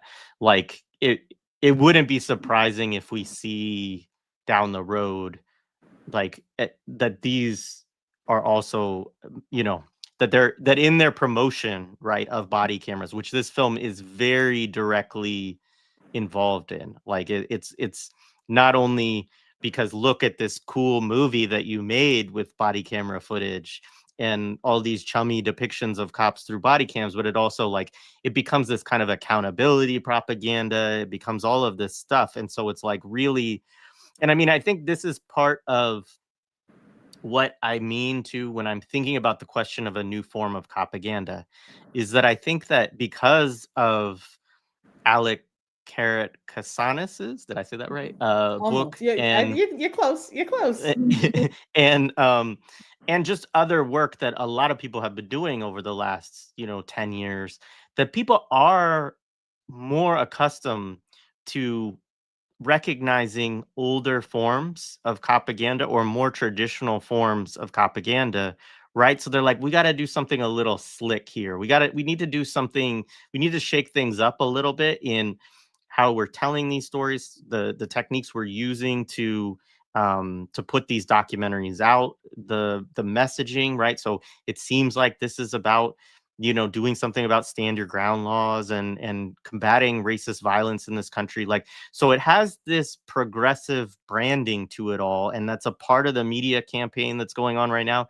It's also a part of what I see when people are reflecting. Just if you go to like Twitter and just look at comments people have about this movie, like people really love this movie, right? It's doing something that, and obviously it's winning all these awards, right? That there's something within the strategies that it's deploying that are effective. And I think, all of that to say. So let's move into this scene so that we can kind of move through the rest of the movie. And then if we want to circle back on any of this, if we have time, we can. So I wrote down, like scenes that had me in high emotion as I'm watching the film. And like the number one by far is just this whole next scene where, with all the setup that we've done earlier for folks who have just tuning in, of the constant calls of Susan about this family, you just know like something bad is going to happen, right? And you get a 911 call again. It starts with that, that somebody has been. May 22nd. Go ahead. This is the May 22nd murder night scene. Yes. Yeah. Yes. Yeah. I mean, do you want to why don't you walk us through it, Samantha? Because I think you will do a better job for it. I took notes too, so I can fill in anything like narratively or whatever. But yeah. I mean, I like the back and forth because I very rarely observe these things anymore in the way that an audience, like a regular audience would. So I actually really appreciate like hearing where you were triggered, because then I'm like, oh, well, this is actually what we did to do that. Like it's easier for me sometimes to add, like I can add more, but coming in from, but I mean, the way that, because like I put notes on that one too, and they and I think you already started with this, but they allude to that, like where it's kind of like it starts with that call, like they introduce you into this moment, and it's sort of reminiscent of how they started the film. Like some shots, some leading up to it, they kind of just jump into the cops getting out on the street or whatever, but this one they kind of lead you in. You've got the voiceover of the call. They're starting to like build up some anxiety in you, and it starts a bit like calmer, but you know, obviously gets uncomfortable. And then what I thought was also interesting is when we arrive as audiences on the scene, the cops are already there, but they're following the body cam that they chose to put us in, was like a body cam of one of the female officers, like kind of entering the scene. So we get to enter in with her and move around. And I think what was interesting about that was that it already established that everybody was already there. Like we didn't go through the anxiety of getting there on time. Like we arrive when it's like, oh, look, the police have already handled, like they're on site already. So I thought that was kind of an interesting choice, you know, the way that they come in and reveal Ajiake like on the ground like that with all this help like already, you know, around her and stuff. And but they did things that I thought were also interesting just from a technical perspective is they also they played a lot with the saturation levels here. Like you can even, because the footage is such bad quality, you can actually see that the saturation was distorted. So they tried to, you know, they brought up the colors, like they did everything to start really engaging everyone, like you know, to really make this like very dramatic, very emotional, very high stress, which it deserves. Like again, like it's not like it shouldn't, you know, it's not like like I'm not trying to criticize that they're doing those things, but I guess what I would want to draw attention to is something that was clearly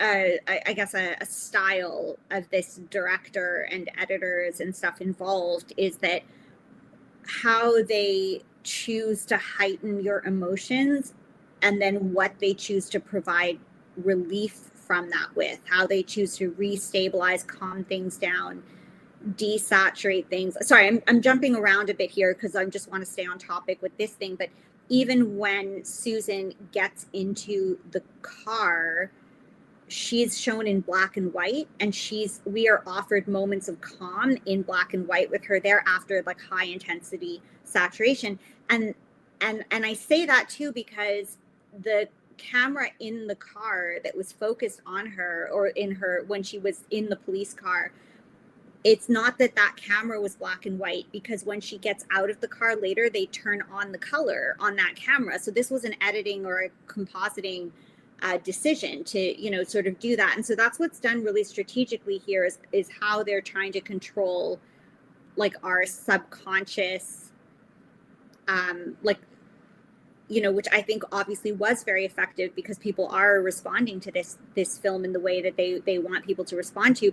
But that whole sequence, the way that it was edited, the way that they chose where to put chaos and where not to, there were so many cops on that scene that like they had a lot of choice of what cameras they wanted to use and what information that they wanted to use. And like I said, like how they brought us into that shot was already very deliberate because there were at least probably 20 cop cameras on site before the one that they brought the audience in with. And, you know, and like you were saying, like the way that they built it up, driving in there, hearing the voiceovers of the call, that we know that this is going to happen at some point. Like even if you'd never seen this film before, we know that this is going to happen at some point in the film, and now we've arrived at this moment. So it was very like, you know, like the audience already has that apprehension.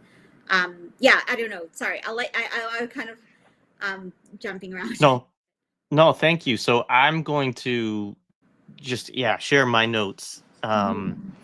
So, you know, you get they call the cops, you see the boy, like they show a video of Izzy, her son, like banging on doors to get someone to call 911 saying that, you know, my mom's been shot. And, you know, I didn't make notes about it, but I noticed, of course, the music come in at this moment. It's like very foreboding. People are talking about it, you know, they watched it as like traumatic, and it's absolutely, I mean, it's like a super traumatic scene, you know, the whole thing. But then, you get the view from the front of the cop car, and you literally, like, what I wrote down is you literally embody the cop trying desperately to get to this woman, right? Mhm. So it's also like this intensity that you're building, like it really puts you in this mode of, as a watcher, Mhm. you're rooting for the police to get there as fast as possible, right? Which is, of course, again, as you said, like, it's totally understandable. Like, this is a horror, like, we it's it was predictable, Mhm. not even because they built it up, but just because of how all of these scenes with this woman constantly calling the cops. And there had been, we didn't even talk about it, but the kids had reported before that she was waving a pistol at them at different parts of this. Like, this woman, like, certainly could have been charged earlier on with, like, criminal menacing or things like this, um but you're in that, and you're like, you want the music, the everything, like, you want this cop car to get there as fast as possible. So, like, that was something I sensed in myself, right? Because obviously that's not my mode of moving through the world, usually, is to, like, be rooting for the cops to do anything, right? But they get to her, as you said, there are a lot of people there, but one of the interesting things there that I noticed is that EMS is not there, fire department is not there, right? It's just cops. So again, this also puts this kind of, like, one, you're rooting for cops as, like, first aid, but there's a other side of this that I do think is weird, because they they I'm wondering if this is procedural, just to be clear, like, Yeah. because the they go in, as you say, and they go to Susan first. Like, so there's like one or two cops that are on the ground with AJ, like, kind of giving introductory first aid, but then you're not really clear what they're doing, because later on somebody says, "Oh, we should give her first aid now," and it's like, well, what the fuck have you been doing? I mean, this whole scene, I will say, was one of the reasons why people I've had conversations with who don't feel it's particularly propagandistic feel that way, because they're like, I was so mad at the police in this, like, Mhm. just throughout, right? And, like, we can come back to that, because I was very mad watching that part too, right? Of, like, just, what are you doing? Mhm. Um, but so the cops go to Susan's house to disarm her, and in that scene, that's when you get this really pulsating, like, sonic pressure that replicates like you're having sort of a panic attack, or if you've ever been in shock, like, you're like, if you're in a car accident, right? Or something like that, and you can't really hear, but you, like, hear your own, like, the blood moving through your ears, or your heart pounding so hard that it's like can't get out of you. It kind of replicates that experience. Um, and Which is which is attributed to the police officers. Totally. You're supposed to be afraid Yeah. for their possible well-being as they go to try to disarm this, like, very unstable, nearly geriatric white woman who, obviously has just shot somebody. So, like, is clearly dangerous, but also, like, you always get the feeling with her that she's not a threat to the police. Like, you don't I never felt that way at all.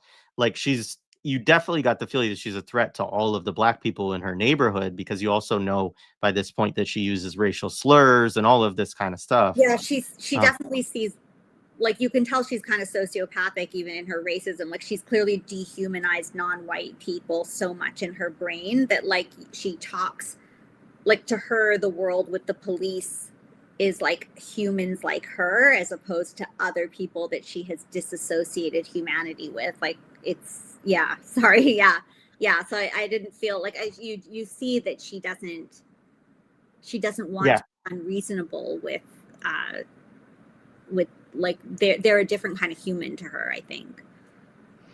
Yeah, so the last thing I'll say, and then, Renee, you can jump in, and Samantha, like, love your further thoughts on it. But with this part, because there's a whole second part of it that's very emotional, of like, after we find out that she has died, right? Which is a little bit later, and that's also very emotional.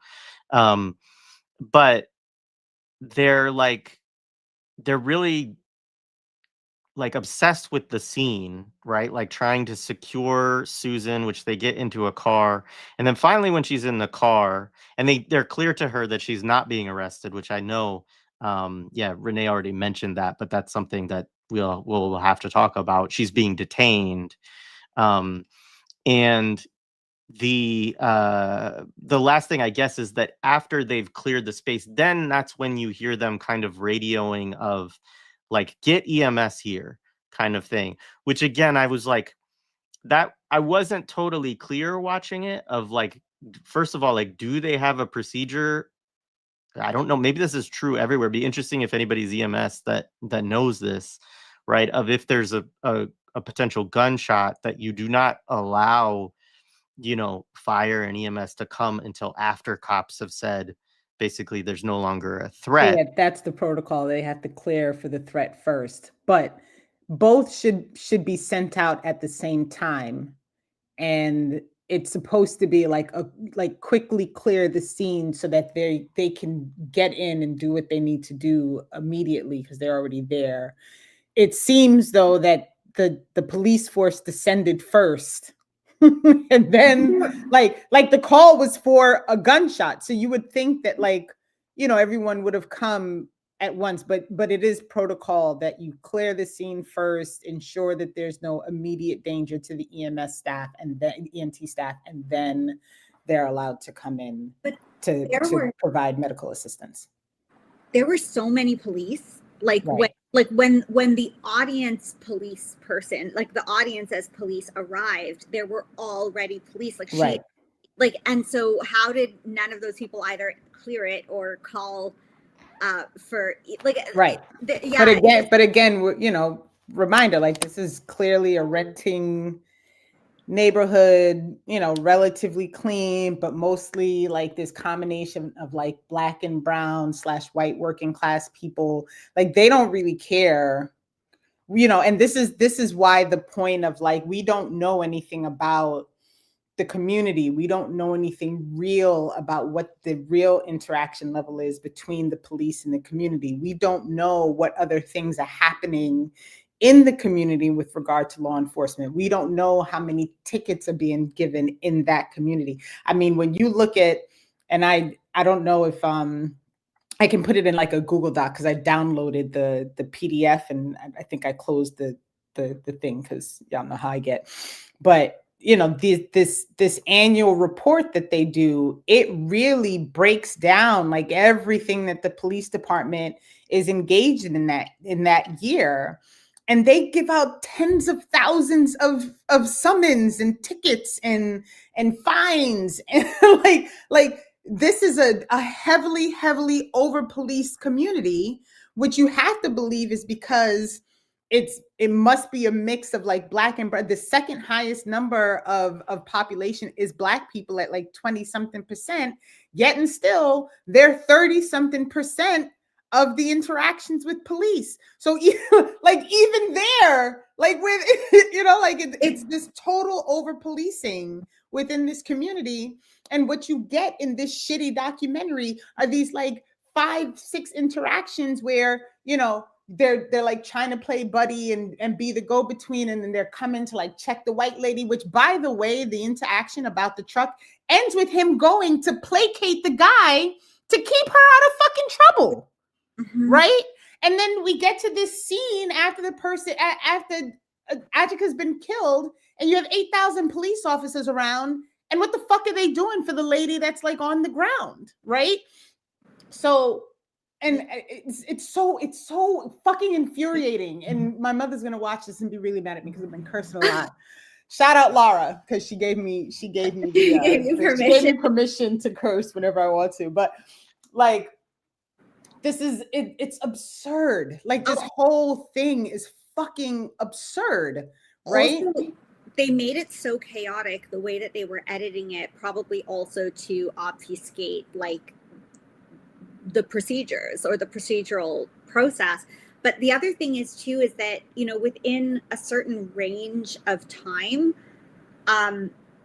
we don't necessarily know that we watch that in chronological order, right? Like that. Oh yeah, absolutely. Too, like or how long it took for certain things to happen. Yeah, absolutely. Right. Yeah. And even the intercuts of the audio of the interviews, we don't know what that footage is from. We don't know, like, right. So like the whole, even where the kids are talking about her having a gun, we don't know, is this after this thing has happened? Is it before this thing has happened?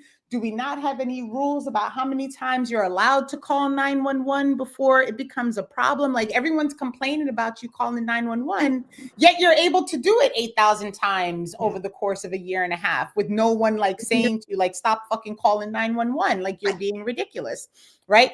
And they don't even address her behavior as unreasonable until after they arrest her 5 days after she's killed this woman. But then all of a sudden, like now, right? Like now it's like, oh, okay, well, you know, now let's point out the fact that you're fucking unreasonable. Like, you just got to that conclusion in June. Like, what are you doing? The first interview, yeah, it was like, because I know that's a next step, like talking about thing, but you're right, because even it took like the last interview to be like, Susan, help us make sense of this, you know, because before they were like, okay, we'll take your statement, like, but it is yeah, I just find, like, you know, that's the thing with that whole scene. We don't know if she was lying there for 30 minutes before they called somebody, or like, I just find that there's so much that doesn't make sense, and this whole documentary was edited to try to rush the audience past asking those questions.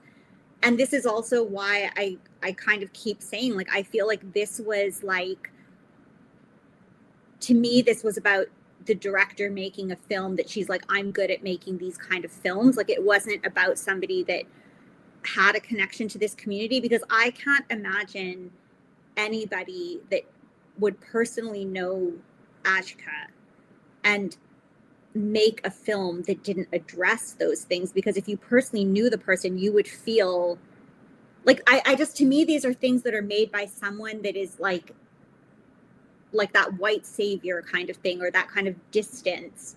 Well, she's making it to make sure that she gets the, you know, the little accolade from the documentary people. Like, that's what it's about. That's what it's about. How do I set this up so that when the people who are making the judgment for who gets to you know, to screen at whatever the thing is, Sundance, you know, like, how do I make it so that it's moving for them, right? And they don't care about the Black woman who is probably just trying to live her life, right? And like enjoy her children and pay her bills and, you know, like all these things. Like, who cares about her, right? Because we don't know anything about her. We don't know her as the antagonist to Susan. Right. We don't know anything. We don't know how old she is. We don't know how long she's lived there. We don't know, you know, what her background is. We don't know anything about, like, really her family. Like I mentioned, like, we don't even find out that she's divorced until almost the end, when they call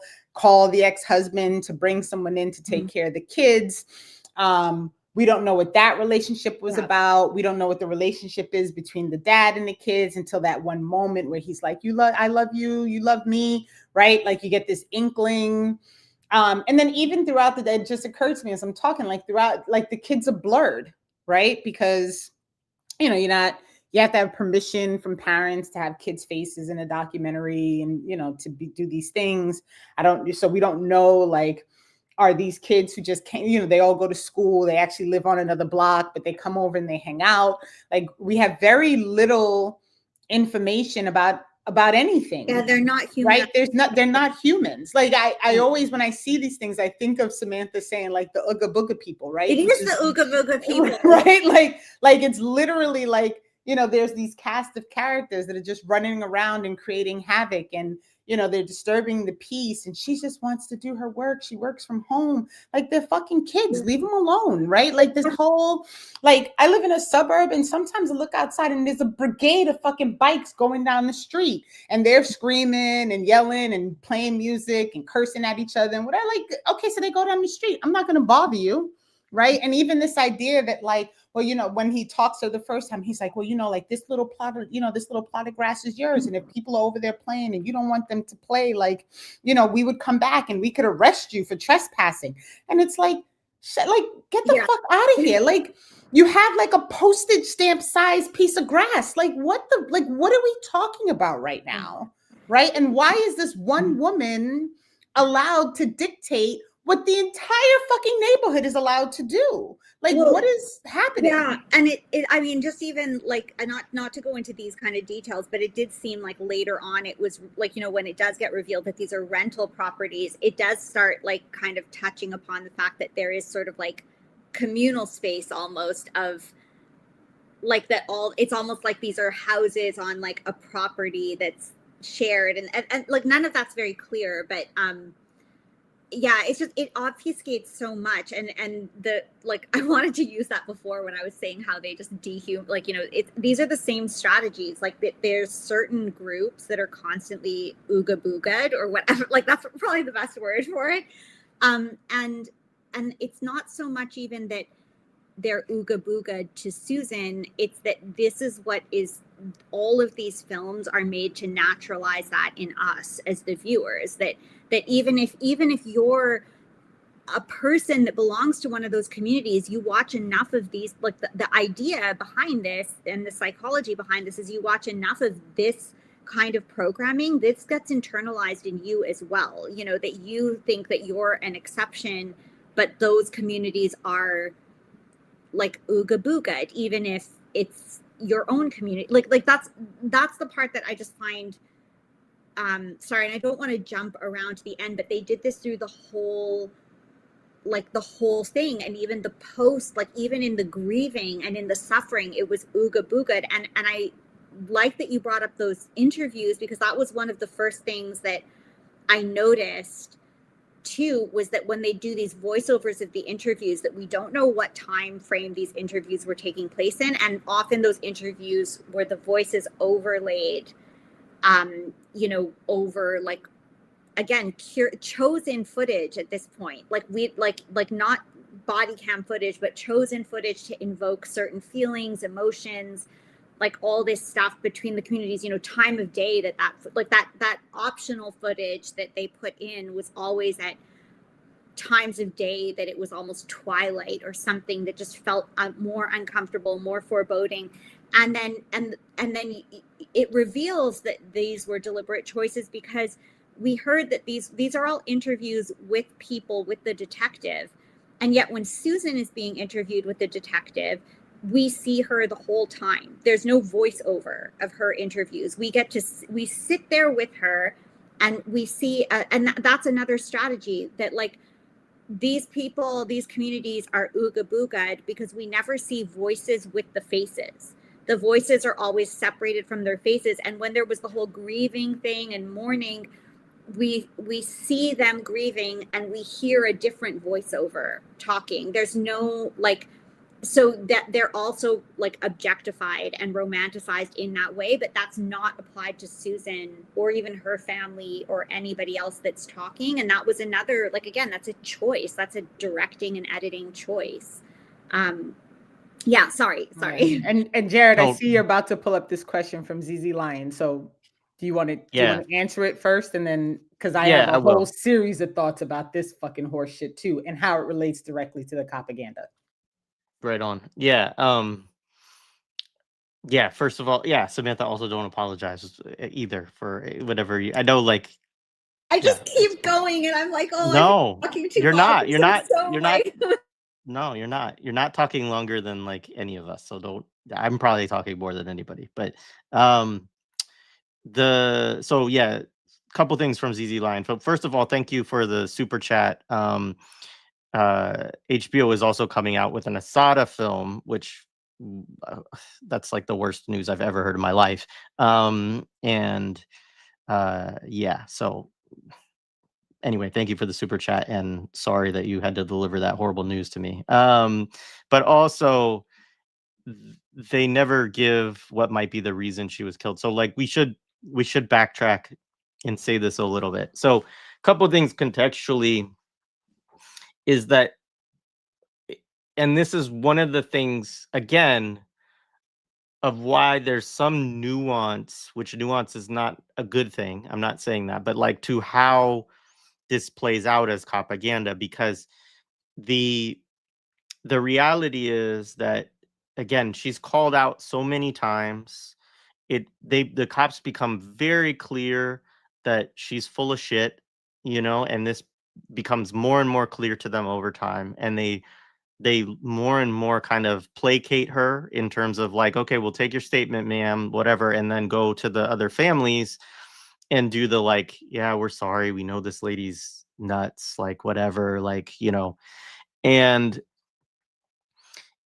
all of that, you're super frustrated because like on one end, visually and like through what you're seeing the cops be very chummy and friendly again with mostly black folks, because there are white folks in the neighborhood, but they're not as involved in most of these interactions with the police.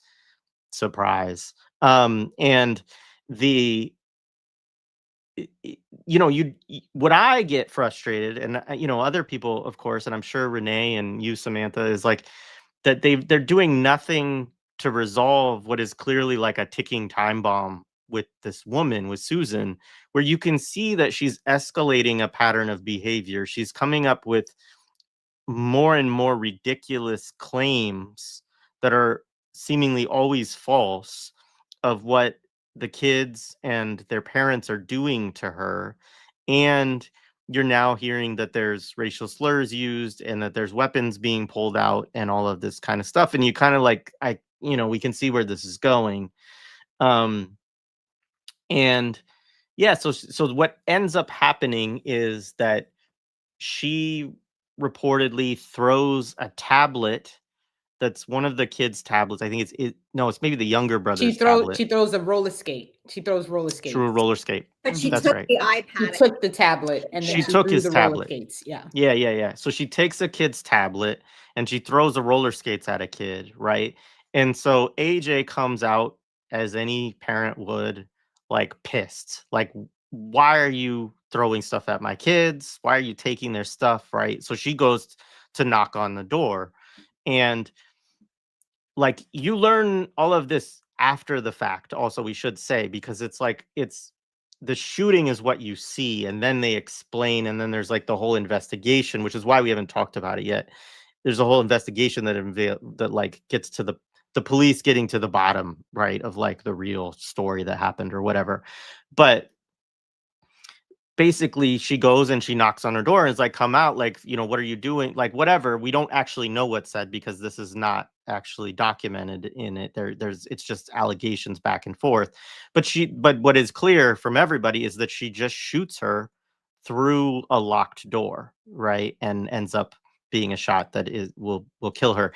And this was again part of my frustration too in that scene, is that I really got the feeling like if the cops weren't fucking around so much and whatnot, like she didn't have to die. She's alive when they arrive on the scene, right? And so she dies because she doesn't get to the hospital fast enough. Like that's ultimately what happens.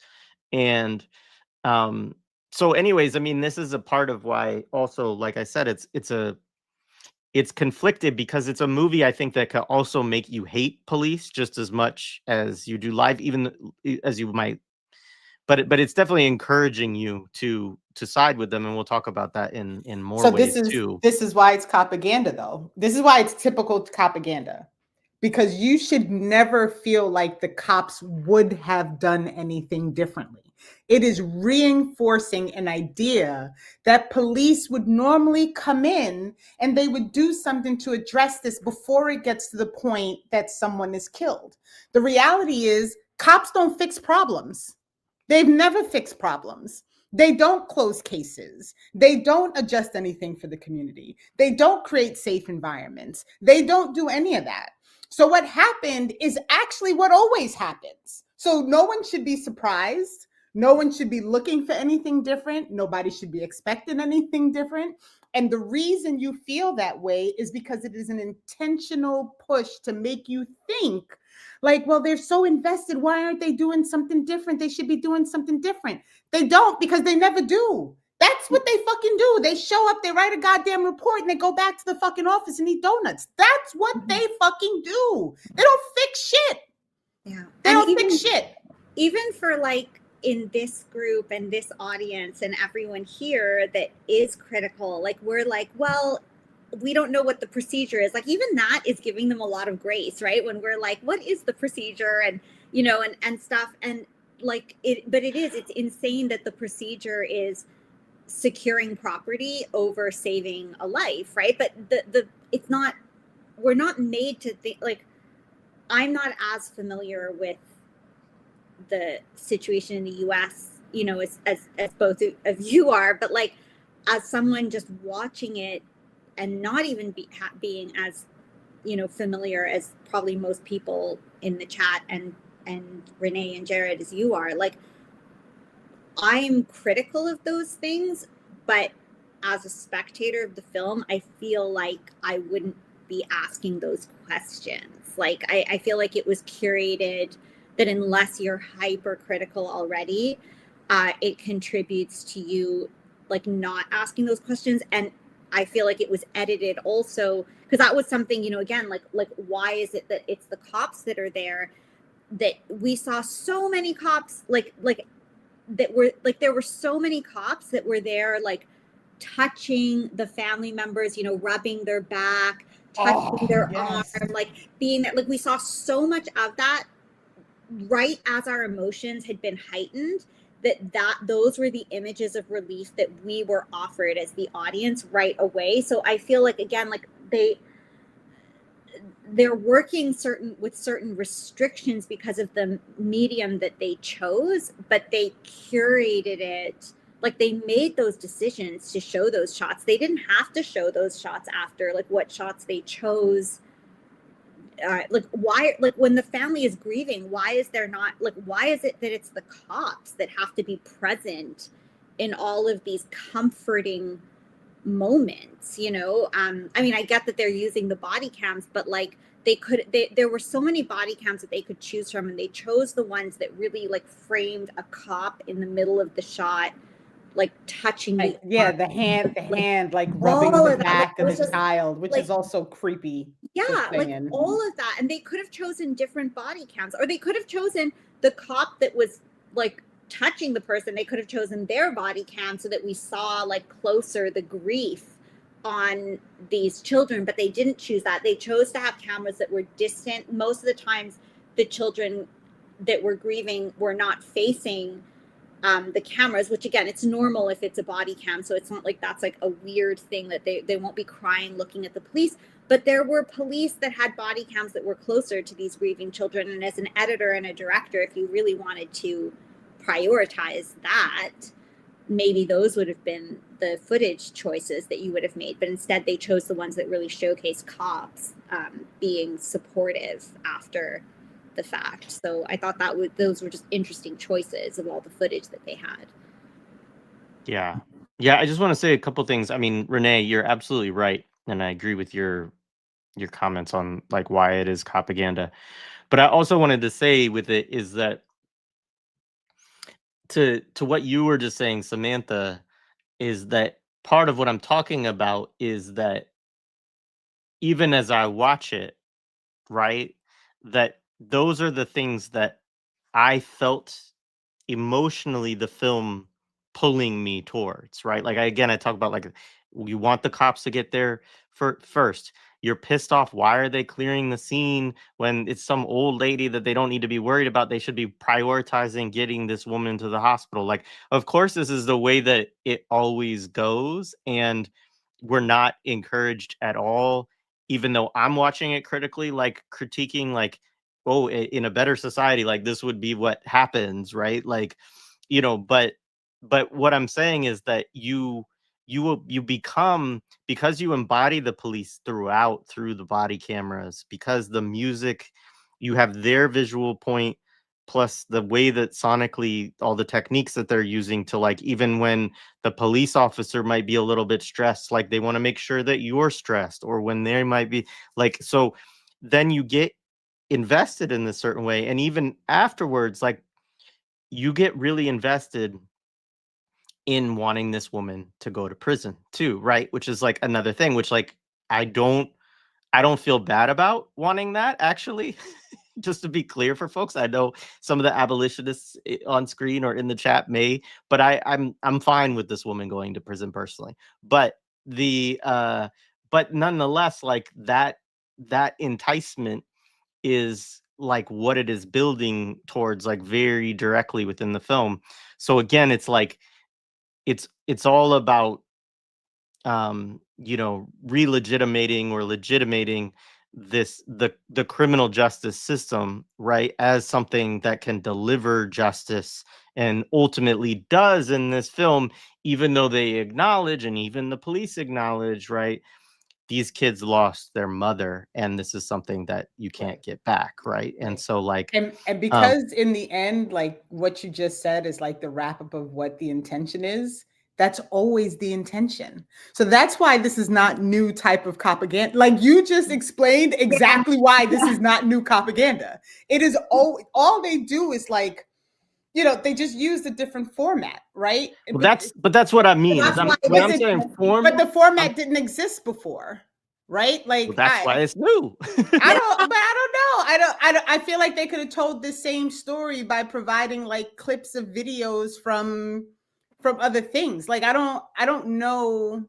I guess and listen, I could be just complaining just to fucking complain. In the end, this goddamn Copaganda, I don't know if it really fucking matters whether it's like a new version or an old version or the same version or whatever. Like, in the end, it's still Copaganda, right? And you could very well be right. And maybe I need to just back off a little bit and recognize, like, you just said the reason it's new. It's because this shit didn't exist before. So you couldn't use body cam before. So therefore, like, I think it's really interesting. Like, like we were saying before, it's important to remember, like, like bringing this, like, just, talking about Israel providing like all of this equipment while under that idea of like surveilling the police or like all this stuff, while also being the place that is the originator of like cop cities, like by the paramilitary like camps that they've set up all this time in Palestine. And then this is what cop cities are modeled off of and how they train the cops. So they train the cops, they sell the surveillance stuff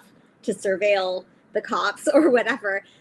It's all like, I just feel like, coming from these backgrounds and making a film like this and it being awarded and given all this attention. I mean, that's the other thing, like, as the average person, like, when you go and see a movie and you love it or something, did you have an impact on whether or not it gets nominated for an Emmy? Like, what's your relation to that? So like I also feel like people need to think about how, like, if this film is getting nominated and all these reviews, these nominations and platforming are coming from people that are also part of that apparatus to tell you that it's such a phenomenal film and it's going to get into these festivals and it's going to get these awards and these reviews. And so all of it is like, it's all part of an apparatus. It's not just some random person that was inspired to make a film that just took off, and it was so amazingly received. So yeah, like, I just feel like all, like, and everything that you were saying, like, they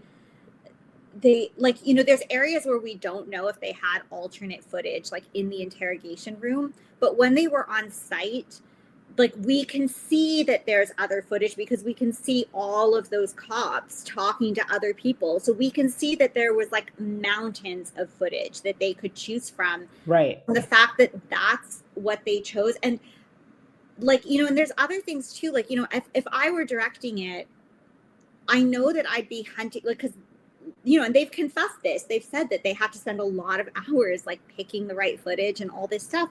But they did pick those things where it was the cops. Like, they picked to include that the cop said, what I see kids that lost their mother. How I am certain that they've had body cam footage even on the night of neighbors, right, that of the children saying that, of like that, maybe even the father talking to one of the police. Like, I am sure that there were people from the community that have said things that they could have brought into the story to reinforce that message. And yet what they edited into the film was making the police the ones that cared.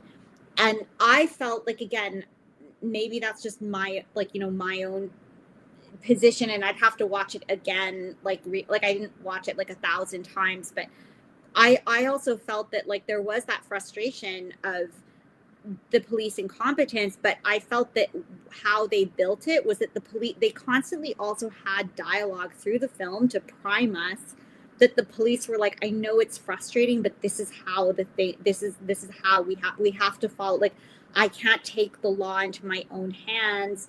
I'm not a vigilante. Like, I mean, they didn't say vigilante, but they basically make it clear that they are doing their best to work within the law, that they are respecting the law, so that they've built and primed us to sort of see that these poor police are such good people, but they're working within the law and there's only so much they can do. And that was, so even the incompetence is justified and explained, not only in the moment, but since the beginning they set up like some of the first lines of dialogue. Every time the police showed up, we're always like, we know it's hard, but I have to follow the law. I'm a servant of the law. I'm, you know, just over and over again. And so, yeah, I just feel like everything in this was like a commercial for the, like, because I like, that's sorry, I know that people know this, but it's just, that's the part that really frustrates me, is that I'm like, and I think I'm triggered by this because of the responses that I got to Andor, when people sort of believe in these like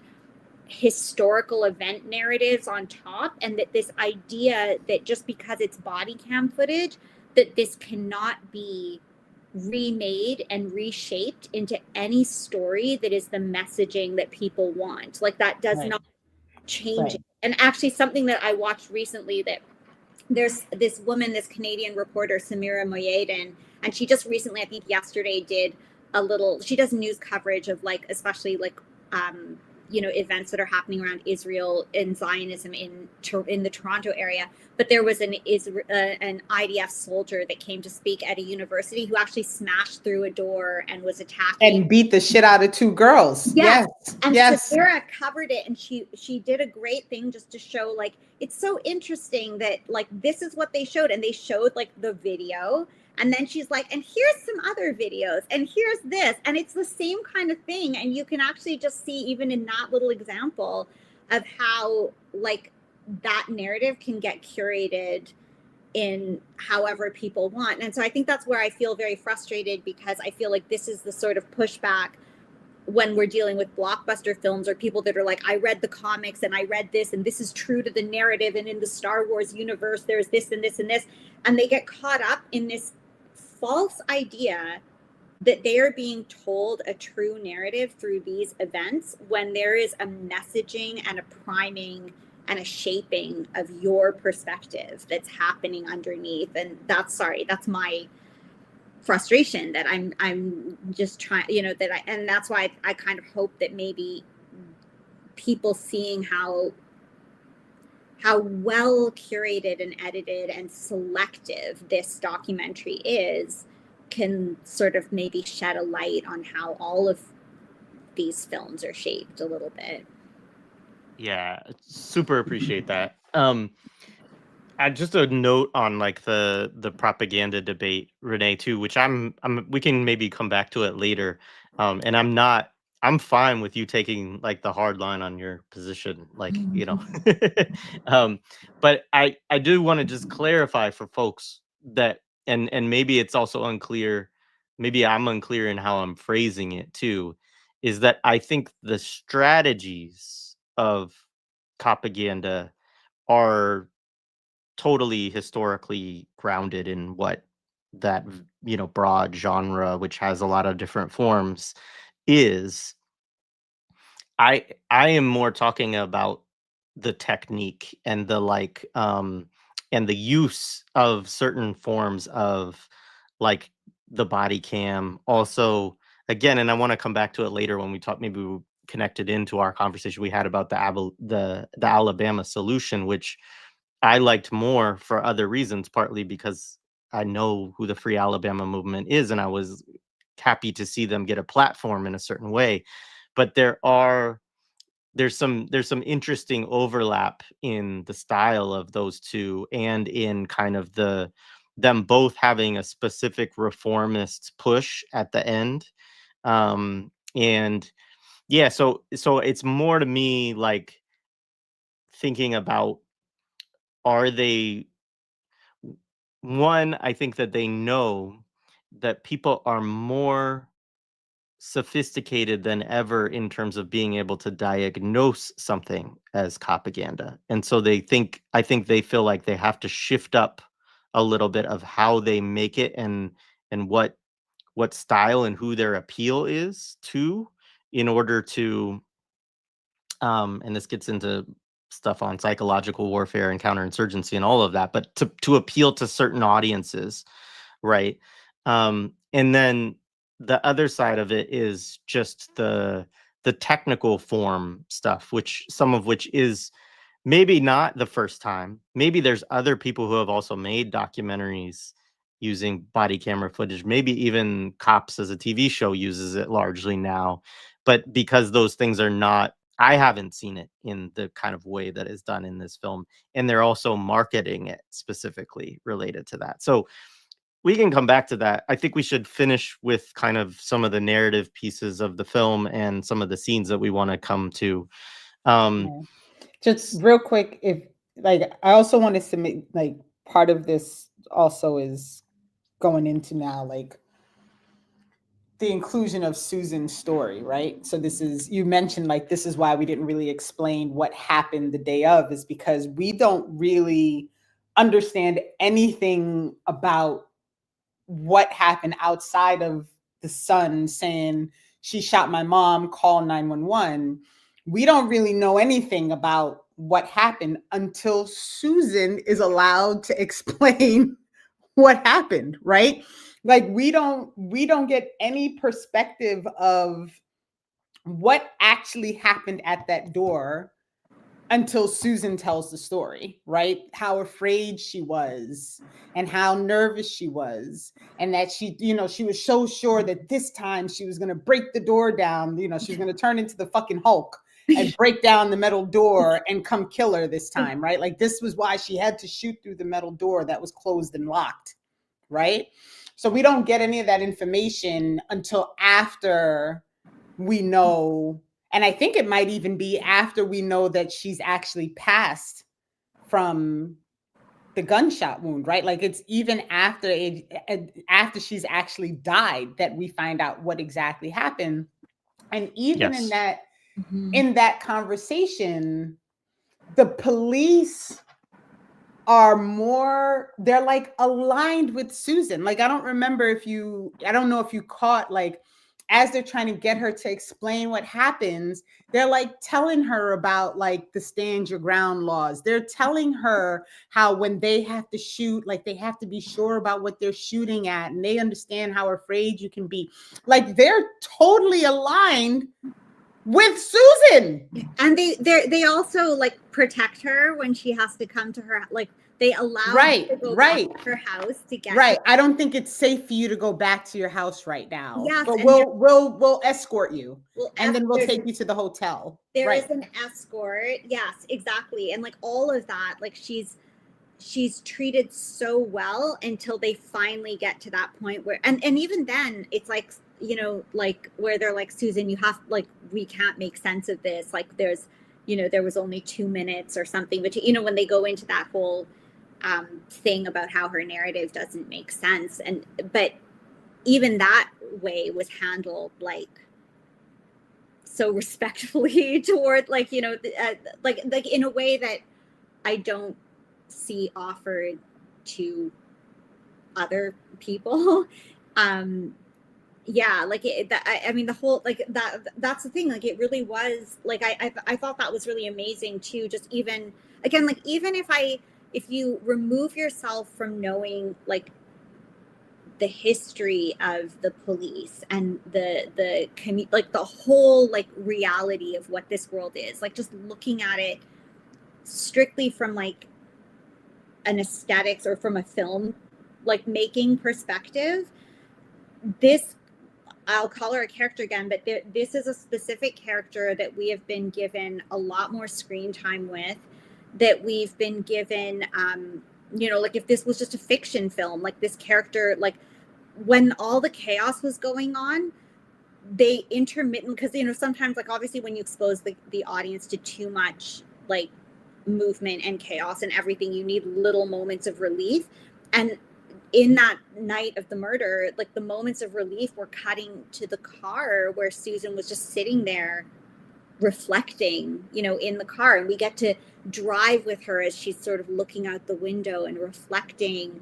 And then we sit with her in the interrogation room, and everybody else that was interviewed was voiceover. We never saw their faces, but instead we watch her. Like, this is somebody that we get to watch. We get to see that she's cold, that she's uncomfortable. We get to listen to her explaining how confused, like, how she felt threatened, and like and all of it is her face and her voice speaking. And as you were talking, it just occurred to me that there's even, while she's sitting in the car, and we don't know who says it to her, someone knocks on the car window, and it's clearly a community member, and says, why did you shoot her, or why did you do that? And she goes, oh, I was just so scared. Yeah. Right? Like, it really is like it just, and this is the thing, like, this, to me, these are all very deliberate narrative choices. Like you're sitting there with so much footage and really deciding, like, what are we going to put into this film? So to me, this is all very deliberate.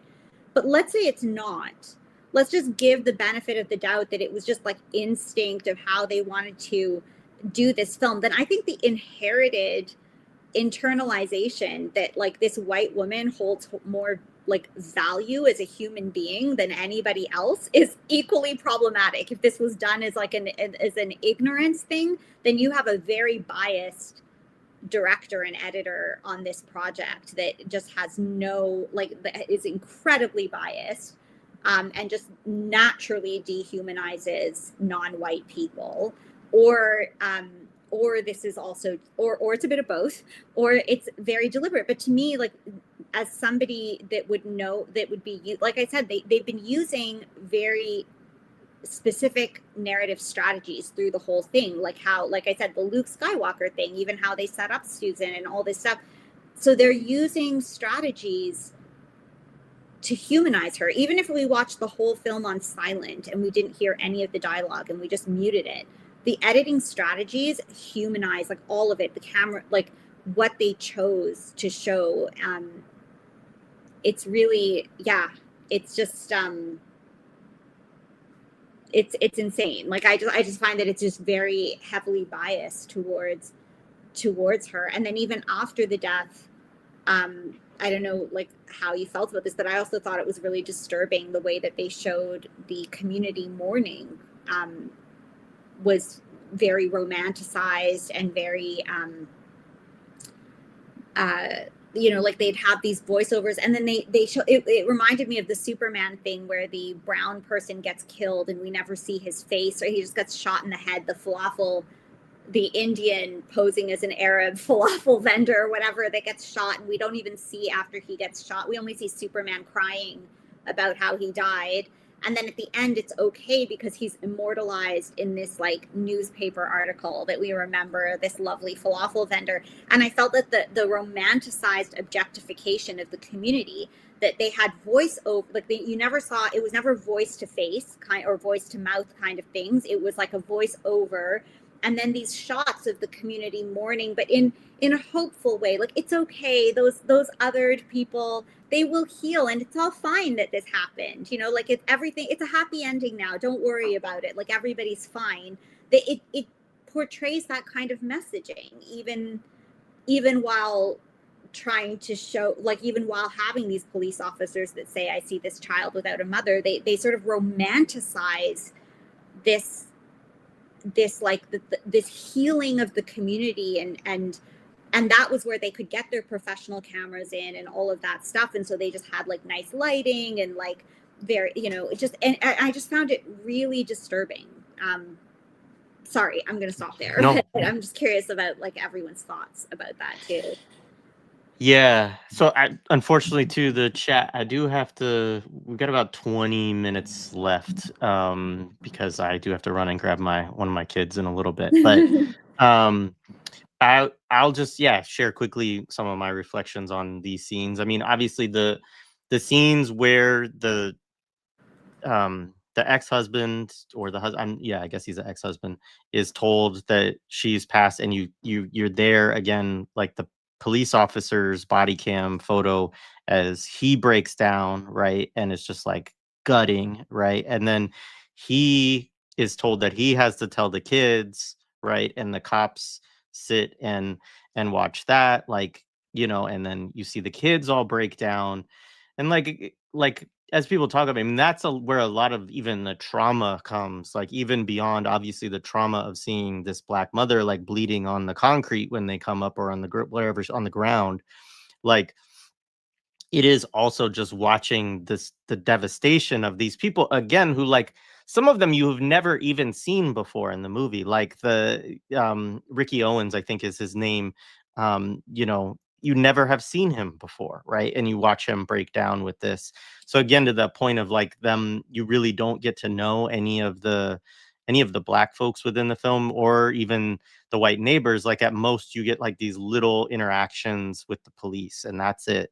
The people that you get to know the most, is certainly Susan first, and then it's really the cops, right? Because also a lot of times it's cop body cams, but it'll often be cop body cam pointed towards another cop. So it's like cop talking to sort of kids or other cop, like through a body cam. Um, the I agreed with you on the interrogation scene, the first one, of actually it felt like she was being coached by them to Absolutely. Yep. I mean, for one thing, I thought it was really weird when they revealed to her that AJ was dead. Because that is obviously a point of leverage that, I mean, again, I don't like what I'm doing. I'm embodying a police in the procedure or whatever, but that is a point of leverage that a cop has over the person being interrogated, right? Is that they don't know yet what has happened. They know that they shot somebody, but they don't know whether they're alive or they're dead. So in theory, actually, she might be more willing to negotiate and admit to something before she knows that there's a potential that she could be charged with murder, right? Like, so that's also something that him telling her that, even as they don't tell the neighborhood people, like that was a wild part too, of like they interview other people of the neighborhood later on to try to get information of what happened that night. And one of them asked them, like, did she die? And they're like, I can't answer that. And I was like, Yeah, it's an you're not even ongoing telling. investigation, which is bullshit. Like, the whole fucking neighborhood knows what happened. Are you kidding me? It was crazy. Um, one scene I did love that we've referenced already was the white lady, who I also actually, just because of her voice, I think she's the one knocking on the cop car at Susan and yelling at her of like, why did you do that too? But she's also the one who like is yelling at the cops when they come to let her into her apartment to get her place to get some stuff. Let Susan into the place to get some stuff. And they're like, make my job easier. And she's like, are you fucking serious? Like, and I just, that was the one moment of like, at least there's one or two people in this neighborhood who are fed up with these pigs. Like, but I mean, it's hard. And to the point you talked about the mourning, and another aspect of it that I think the movie really doesn't show, it gives clips of it, but it does this in a very specific way. Of it wants to show that there's community pressure to get them to charge her, right? Because she kills the lady, they interview her, and they let her go back to her place to get her stuff and go to a hotel, and are like, we're investigating this, like, which is again is one of the for her safety, like yeah for, they told her not to go back there because you could get like, attacked by some of the people who know you just she's shot their being mom. protected from this dangerous community that when the kids get older, they're going to steal cars and be on the streets, right? Like was alluded to at the beginning. Yeah. So the only other thing with that is that there was a lot of pressure put on this sheriff's department by both the community, but also other groups that swooped in, that follow police brutality cases and racial murder cases. NAACP gets shown, others, right? There was a lot of pressure for them to charge Susan. And I don't think they really show that well in the film. Like, they kind of make it seem like the cops are just investigating, that they actually intend to, eventually charge this woman, but they're being very, professional about everything, basically, and going around and doing their job and, learning, like, which is like, I mean, it's nuts. Like, they know the basic facts of it that night, that she shot this woman. So they could have charged her, at minimum, said, hey, we're going to charge her with involuntary manslaughter, right? And then you can always add additional charges after your investigation, right? And so it was, I found that part to be very disingenuous, of not letting people see that actually it does take a lot of community pressure in a case like this, of a white woman shooting a black woman, to actually get the police department to charge her with anything. Because if they had not put pressure on her, I'm sure that they wouldn't have. But yeah, those are just some of the Right. Yes. And I think for me, part of it, so I mentioned this briefly. One of the things that annoyed me was they lied to the father at the point when she was taken away, because they told her very clearly, we're not arresting you. We're taking you into custody so we can investigate what happened. And when the father asked, did she get arrested? They said yes. The answer was yes, she's been arrested. And she had not been arrested. She had been taken into custody. So that, I think, plays into the confusion of, well, what's actually happening, right? Like, what's going on? What's the actual response to this? Somebody mentioned it in the chat. I agree. That was fucking weird that they were like, you can write a letter. Like, why are you offering that? Yeah, as an option to this fucking woman who just shot their mother to death, that she should write a letter to the family to, and I know for them, because he takes reading that letter. Right. So I know what they're trying to express is, like, they're trying to see if they can get her to confess to something. Like in the end, he comes back and he finds it and he reads the letter out loud. So which was exactly so it was such bullshit. Like, it's all like, this is all like, it's being recorded. So make sure you get all of this stuff on tape. So there's that horse shit happening. They are not clear on how much work the community had to do to get her, to get it to come, because it took. Now, Samantha, you said May 22nd. I thought the shooting happened on June 1st. Was the note that I had. So maybe I have it wrong, because I thought she was detained on the 1st and then charged on like the 6th or 7th. I have it written down somewhere, but maybe my notes are just wrong. Maybe I had that.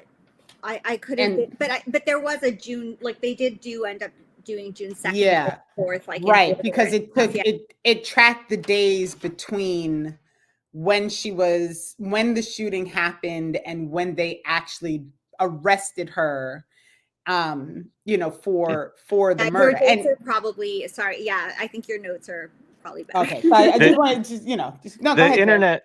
Yeah, the internet says it's 4 days, but I don't know. That's what who knows? Right. It all lies to us nowadays. But yes, right. And then just some notes from like this portion when they get into this interrogation room that had me just like, I was so fucking like, what the fuck is going on? I actually wrote down. It's so funny. I wrote down, they told her to write a fucking letter. I have this written in my notes on the page. Like, even how kind they are to her when she says she's not going to go get arrested.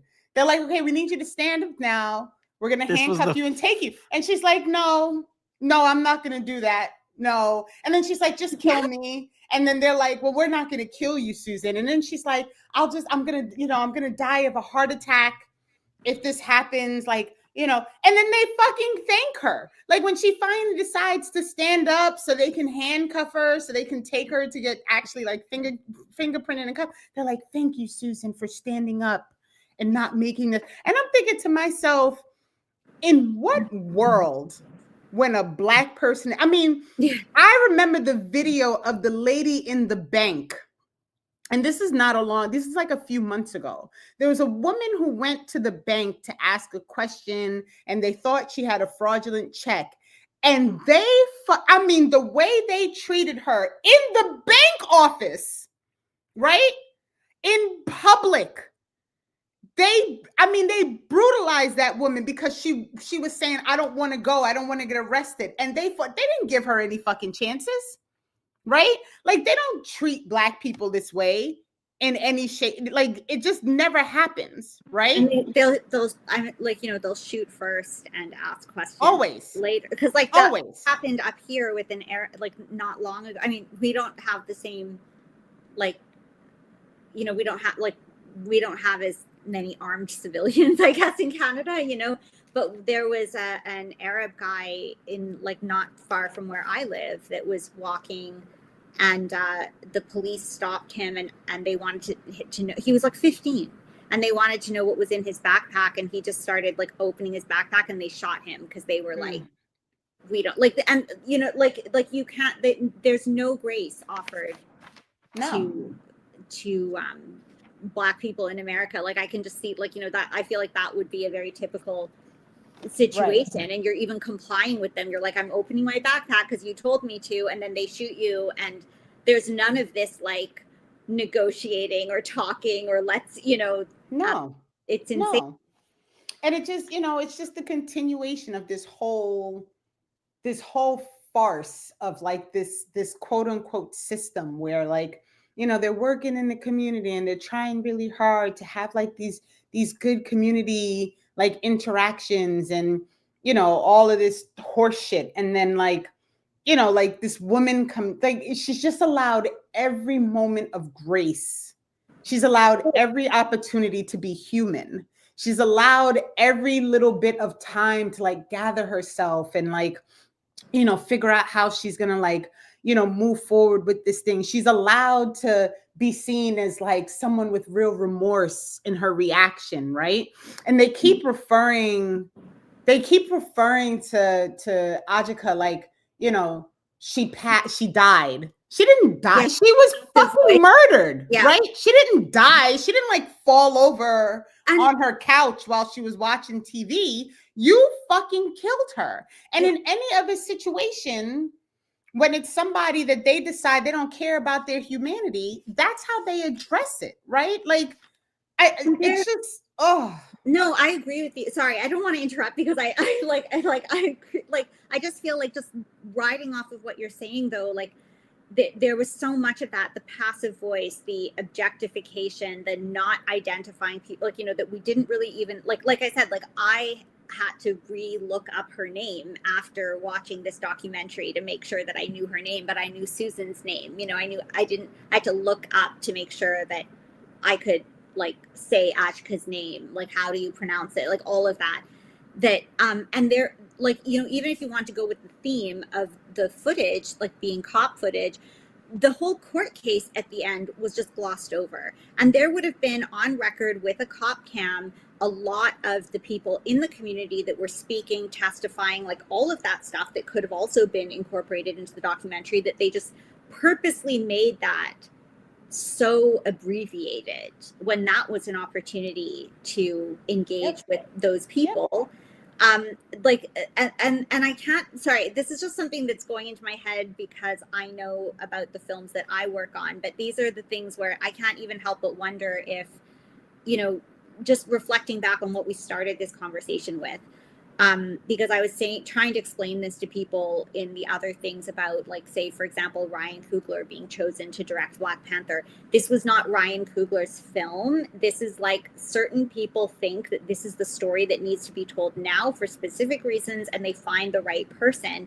And just hearing you speak, Renee, is just making me think, like, this is also a story that if they're fishing through a lot of stories that they would want to try this kind of technique, this new way of visual storytelling, this is a story that lends itself to showing how reasonable the police could be, and then finding the director to tell that story. Yeah. in the stories that I've worked on, that's usually how it works. And then the director will say, "Oh yeah, but it just happens that I'm also from Oakland." And so this was why it was like, it gets spun to the public in the interviews that this is the reason that Ryan Coogler chose himself to tell this story, because he came from Oakland and he wanted to make a Black Panther film or something, when it actually had nothing, it actually worked in reverse. And hearing you speak makes me wonder if that strategy was used in this case. I would not doubt it. And my last note that I didn't, and I just want to make sure I say it out loud, is in talking about the community in the book, is I caught a quote as they were talking about the little boy that she caught on, and they referred to him as a little Black male, right? Like, not like there's a Black child, a male Black child, a little Black male. And just a reminder to everybody that we are always, in every situation, Black children are never children. They're always little adults. And that is why they're seen so frequently as dangerous. So I know you got to go, Jared, and you have comments starred and stuff. So, I'll stop. But I feel like I'll just say that too. Like, I feel like, just looking at the strategies that are used, like when we learn that like Nazi Germany took its cues from like American like Jim Crow, and I feel like that's what we see in Palestine, because Israel uses the same language. Like, there are no Palestinian children, and this is like the same language that we're sorry. It's just really horrible. And I just think that these patterns, like, it's just all reinforcing this machine. Yeah. No, absolutely. I mean, and I think that's like, there's a whole world of independent filmmaking and documentary filmmaking that we're sort of supposed to feel like is doing progressive things that actually has a lot of super nefarious underpinnings to it. We are like almost at time. I got to wrap up in the next couple of minutes. A couple of comments on stuff that you all said that made me think of is one, when they show the trial, I think every witness, but certainly the overwhelming majority of witnesses that they show are cops, right? So again, they don't, center any other voices or any other community members or whatever. They just want you then to have the cops be the people testifying against this woman.